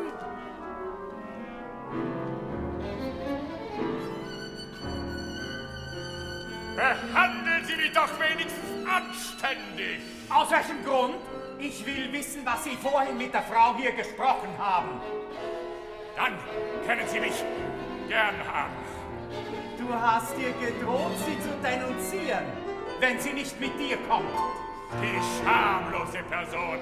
Als könnte mir so etwas einfallen. Wenn ich sie selber haben will, dann brauche ich ihr, weiß Gott im Himmel, nicht erst mit Gefängnis drohen. Dankeschön. Weiter wollte ich nichts wissen.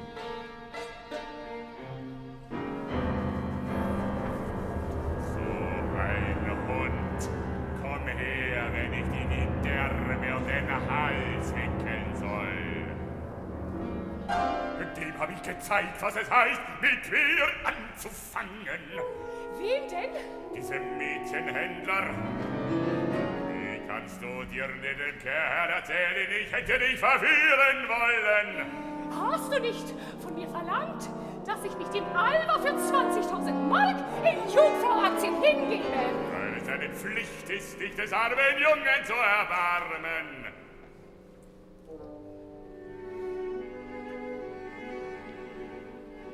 Die Geschwitz hat fürchterliche Zustände. Sie ist im Stand und springt ins Wasser, wenn du sie noch länger warten lässt. Worauf wartet sie denn? Auf dich, dass du sie mitnimmst. Dann sag ihr, ich lasse sie grüßen und sie soll ins Wasser springen. Sie leiht mir 20.000 Mark, wenn du sie heute mit dir nimmst. Und wenn ich sie nicht mit mir nehme, Dann zeig mich an. Alva und ich sind auf dem Trockenen. Himmel, Tod und Wolken, Du machst viele Menschen glücklich, wenn du 5 gerade sein lässt und dich einem wohltätigen Zweck opferst. Ist es sicher, dass ich 20.000 Mark erhalte? Dann sag ihr, ich sei bereit. Ich erwarte sie im Speisezimmer. Ich muss nur erst noch eine Tonne Kaviar versorgen.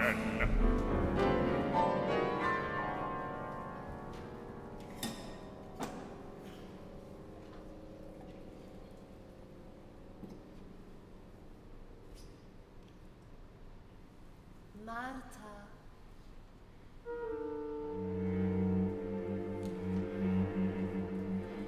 Mein liebes Herz, du kannst mich heute vor dem Tode retten. Wie kann ich das? Wenn du mit dem Springfritzen nach einem Absteigquartier fährst. Wozu das, mein Lieb? Er sagt, du müsstest ihm heute Abend noch angehören, sonst zeigt er mich morgen an. Wieso denn eine solche Ungeheuerlichkeit dein Leben retten? Ich verstehe das nicht. Er will nur seine Eitelkeit befriedigt sehen. Du musst ihn beschwören, dass er sich deiner erbarmt. Und was dann? Ich erwarte dich morgen früh. Ich werde die Augen nicht aufschlagen, bevor du kommen. Aber du musst dich ihm an den Hals werfen. Ich verstehe das nicht. Nimm diesen Zettel, da steht die Adresse drauf. Es ist ein Hotel 6. Ranges, in dem man dich mit ihm heute Abend erwartet. Jetzt aber rasch. Darf ich bitten, mein Liebling? Die Damen entschuldigen, dass ich das Maul voll habe. Ich spürte sie an, erbarmt sie sich meiner Not. Alla Bonheur, besteigen wir das Schaff.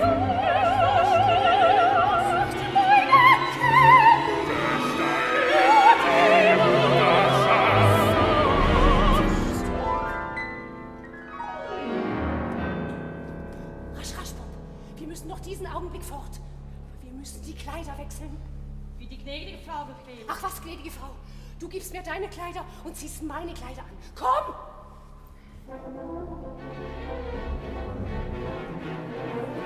Wollen Sie von dieser Akte akzeptieren, mein Herr? Aber das Papier hat keinen Kurs, lieber Freund. Schufft, Sie wollen mir einfach einen Approach geben!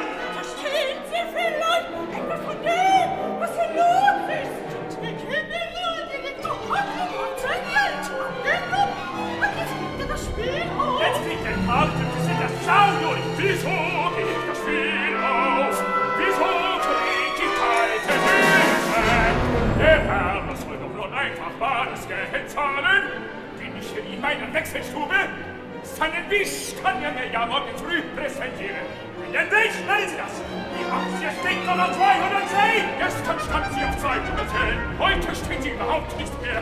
Morgen wird sie alle Welt oder nicht zum Ziel Ihres Tröpfchenhauses. Wie ist denn das möglich? Bleibt ja noch wohl nur das Fehle Kind kommen. Ja, es ist rätselhaft, wo das Dann werden wir ja auf dem Pflaster. Ja, es ist rätselhaft, wo das Fehle Kind kommt. Was soll denn ich erst sagen? Ihr nicht ein ganzes Vermögen, das Alter löst. Es ist rätselhaft. Unmöglich! Sie sollen besuchen sein! Noch tiefer gesunken als Sie kennen Sie, auf ein Locken brennen Klavier. Ein mächtiger Gott!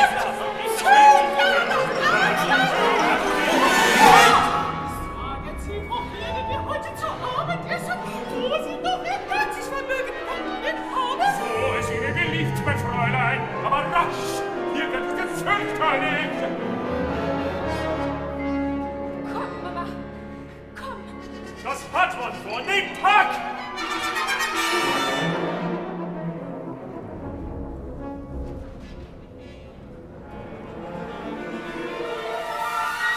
Was bedeutet das?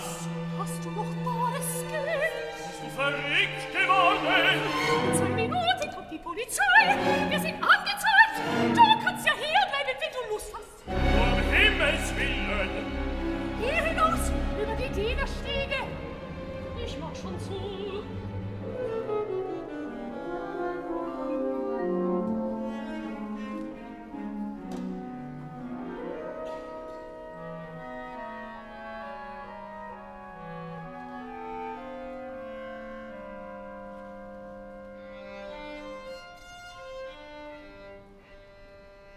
Namen des Gesetzes. Sie sind verhaftet.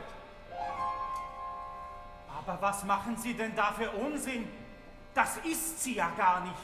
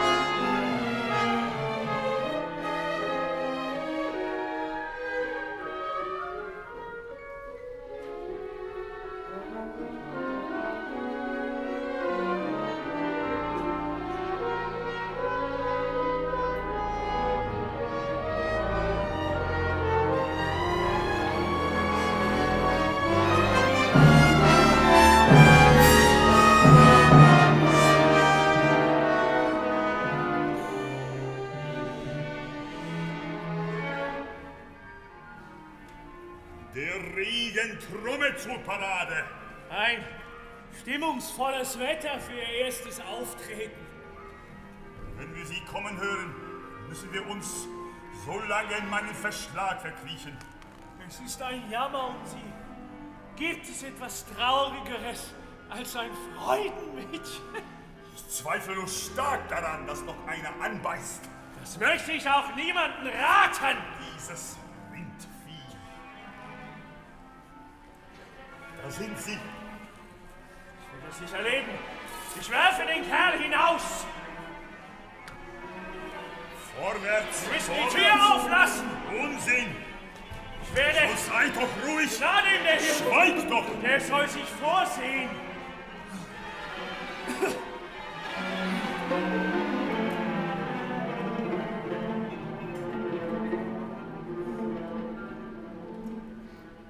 Hier ist meine Wohnung. Sehr behaglich ist es hier allerdings nicht. Was wollen Sie mir damit zu verstehen geben? Wir sind hier ganz allein, es hört uns kein Mensch. Und das ist ein Ungeheuer.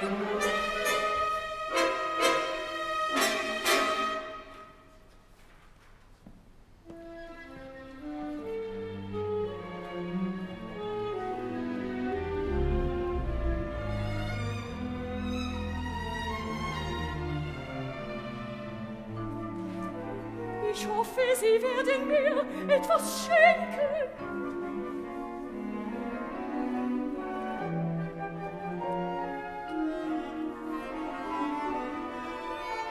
Das ist schön von Ihnen.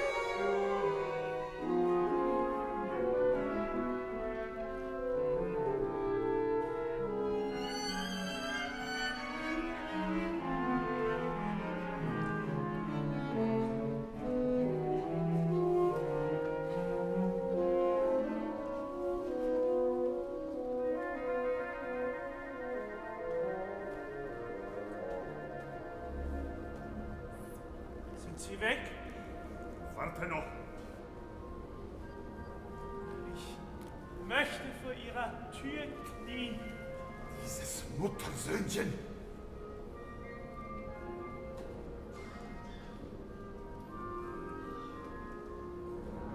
Sieh mal nach, was das ist. Ermahnung für fromme Pilger und solche, die es werden wollen. Der scheint mir ganz von Gott verlassen zu sein. Wir müssen verschwinden.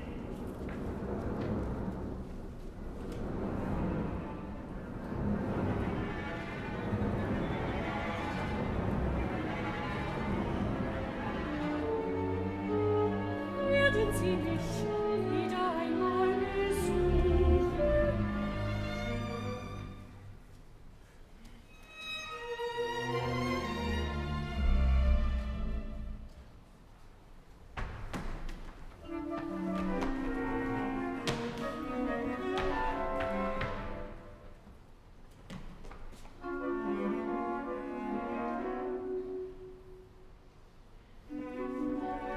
Hat mich der Mensch erlebt? Wie viel hat dir gegeben? Hast du alles? Ich gehe wieder hinunter. Wir können noch wie die Prinzen hier leben. Er kommt zurück. Nein, das ist er nicht. Das ist jemand anders. Es kommt jemand heraus. Das sei Wahrscheinlich ein guter Freund, den es er an uns der empfohlen Tür. Es Wird das sein?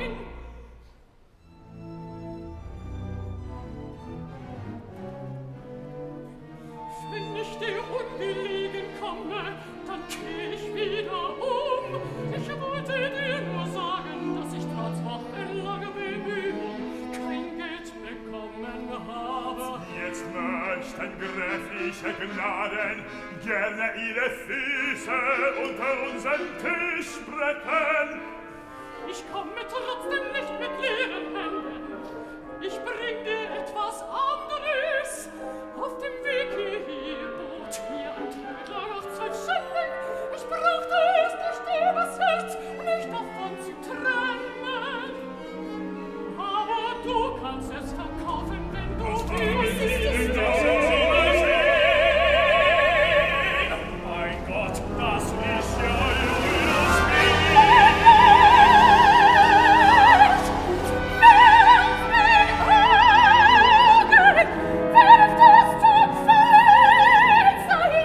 Warum nicht da? Diesem Bild gegenüber gewinne ich meine Selbstachtung wieder.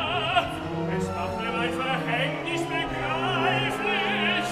Wer sich vor diesen blühenden, schwellenden Lippen, vor diesen großen, unschuldsvollen Kinderaugen, vor diesem rosig weißen, strotzenden Körper in seiner bürgerlichen Stellung sicher fühlt, der werfe den ersten Stein auf uns.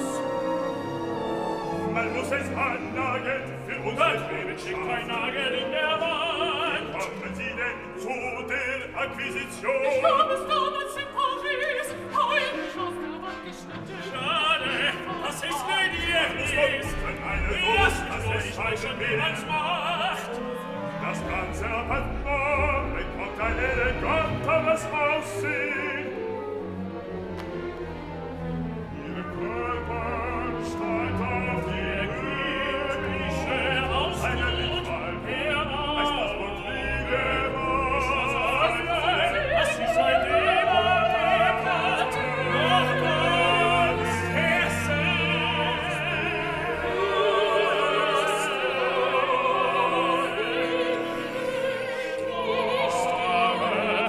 Der frische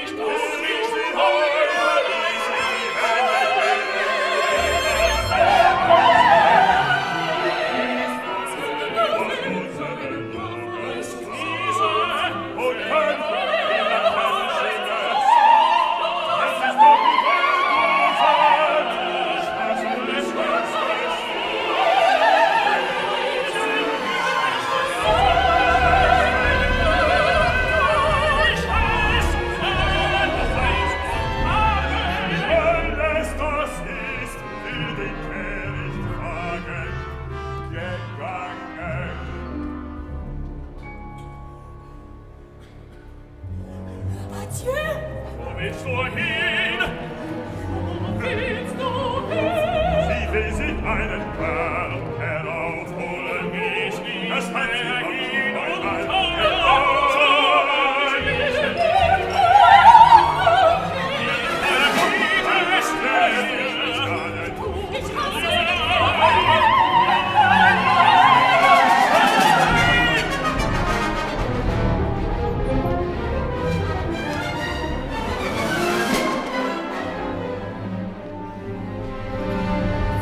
Was willst du denn deinem Weib verbieten, wo du dich selbst nicht ernähren kannst? Wer anders als sie hat mich auf das Krankenlager geworfen. Ist sie denn krank? Sie hat es mir von ihrem Marquis übermacht. Sie selbst ist längst nicht mehr dafür erreichbar. Wenn sie nur nicht zusammen mit dem Geschwitz auf die Straße gegangen wär, die versteht die Sache nicht. Die Sache versteht Die sie. kann von der Liebe nicht Von der Liebe. Lieben, die Von der Liebe. Jetzt kommen sie. Wir müssen uns wieder verkriechen.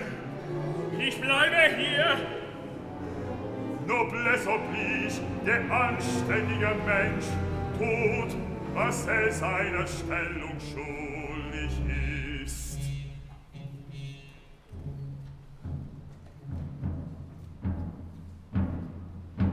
Komm nur herein, mein Schatz. Vor dem ist ihr dunkel im Treppenhaus. Hier ist es heller. Aber kalt ist hier.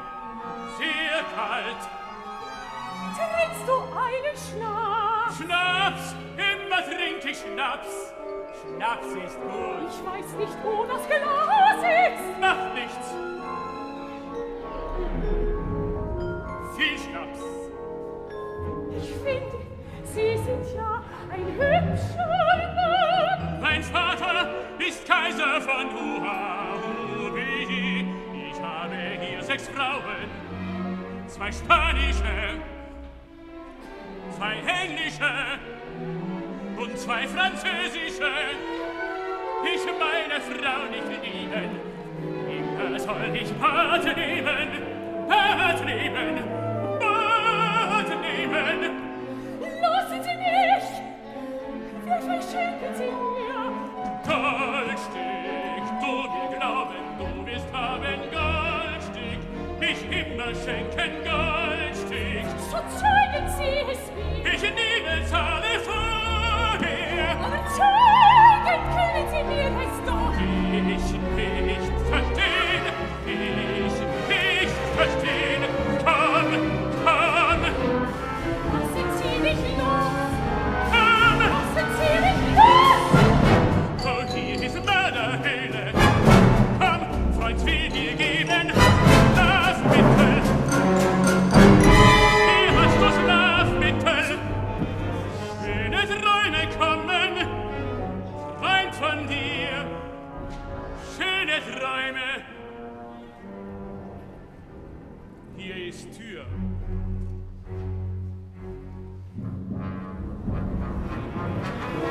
Ich werde doch nicht hier bleiben! Wer hält es denn jetzt hier noch aus? Lieber hinunter auf die Straße!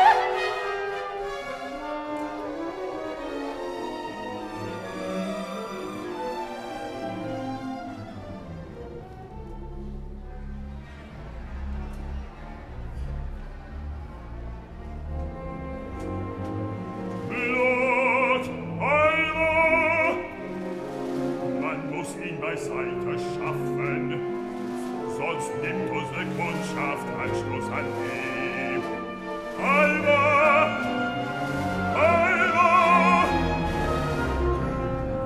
Er will seine Ruhe haben, aber er wird nicht geschlafen.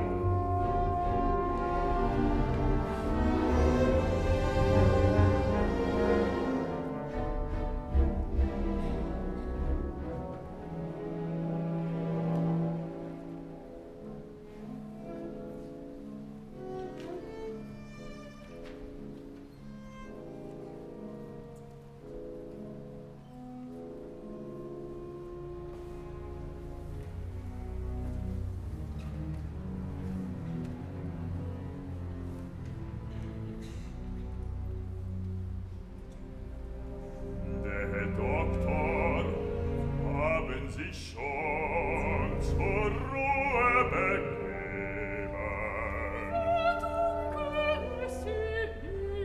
Es wird noch viel dunkler. Sie schickt mich voran. Das ist vernünftig, wenn jemand nach mir fragt. Ich sitze unten im Lokal.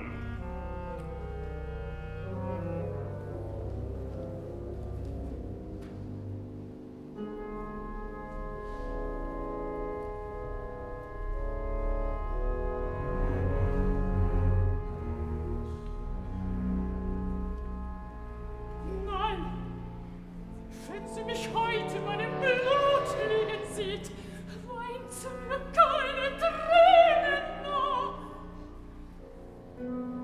Springe ich nicht lieber von der Brücke hinunter? Was mag kälter sein, das Wasser oder ihr Herz? Erstechen! Es kommt dabei nichts heraus.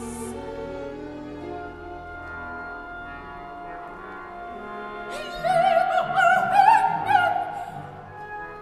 Rasch noch, bevor sie kommt!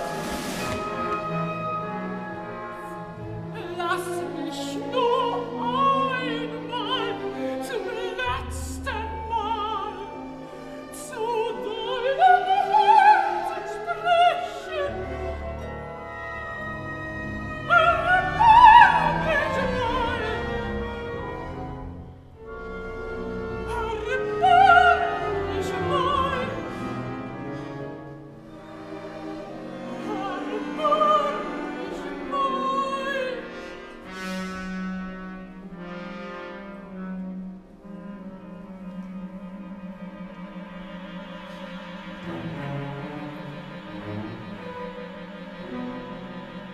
Wer ist das? Meine Schwester, sie ist verrückt. Verrückt?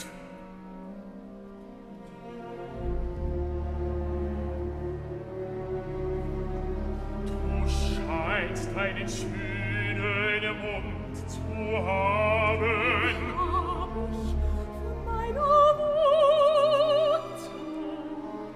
Das sieht man. Wie viel willst du? Wollen Sie denn nicht die ganze Nacht hier bleiben? Nein, ich habe keine Zeit. Ich muss nach Haus. Sie können morgen zu Haus eine Ausrede gebrauchen. Wie viel willst du denn? Viel Geld hab ich nicht. Ich verlange keinen Goldklumpen, aber doch ein kleines Stück. Guten Abend, guten Abend. Bleiben Sie um Gottes Willen! Warum soll ich bis morgen hier bleiben? Das klingt verdächtig. Wenn ich schlafe, kehrt man mir die Tasche um. Nein, das tu ich nicht. Das tut niemand. Gehen Sie deshalb nicht wieder fort. Ich bitte Sie darum. Wie viel willst du? Dann geben Sie mir die Hälfte von dem, was ich sagte.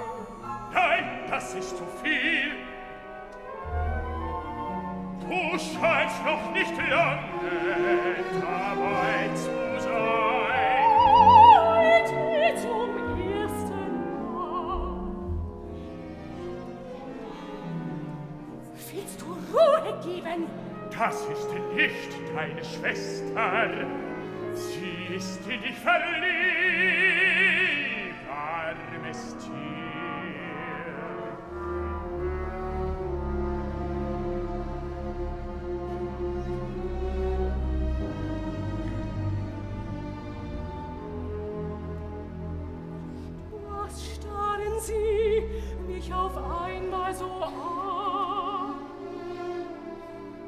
Ich beurteilte dich nach der Art, wie du gehst.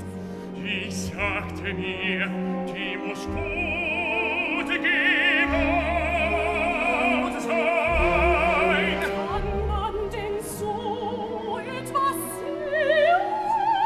Ich sah sogar, dass du einen hübschen Mund hast. Ich habe aber nur ein Silberstück bei mir. Was macht das? Gib es mir doch. Du musst mir aber die Hälfte herausgeben, damit ich morgen für den Omnibus nehmen kann. Ich habe nichts bei mir. Sieh mal nach, such deine Taschen durch. Das ist alles, was ich habe. Gib mir das Geldstück. Ich wechsle es morgen früh, dann gebe ich dir die Hälfte. Nein, gib mir das Ganze.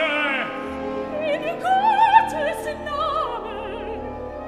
Aber nun komm an.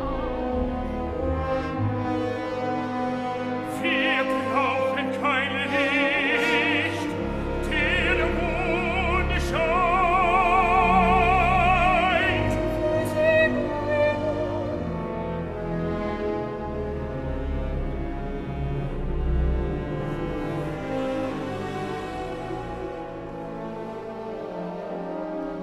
Ich tue ihnen nicht so leide.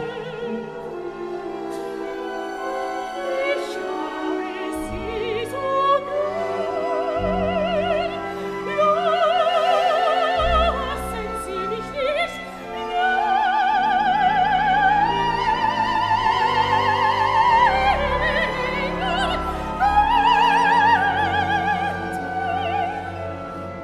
Hier soll's recht sein.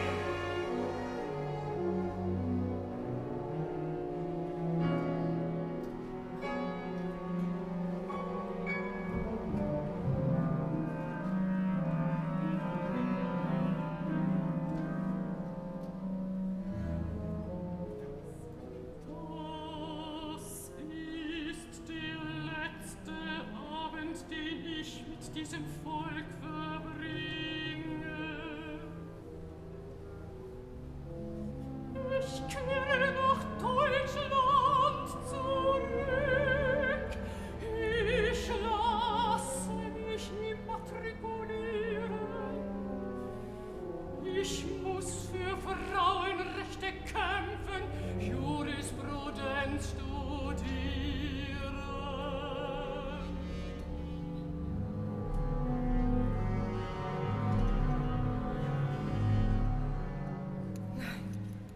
Nein, nein, nein!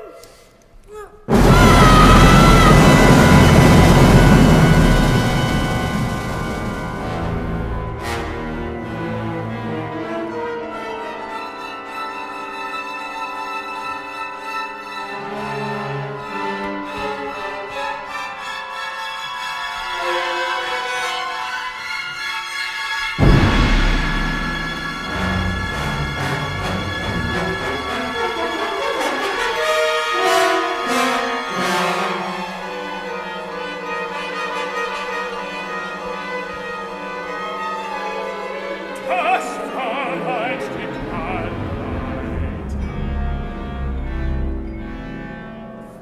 Ich bin doch ein verdammter Glückspilz. Nicht einmal eine Handtuch haben die Leute.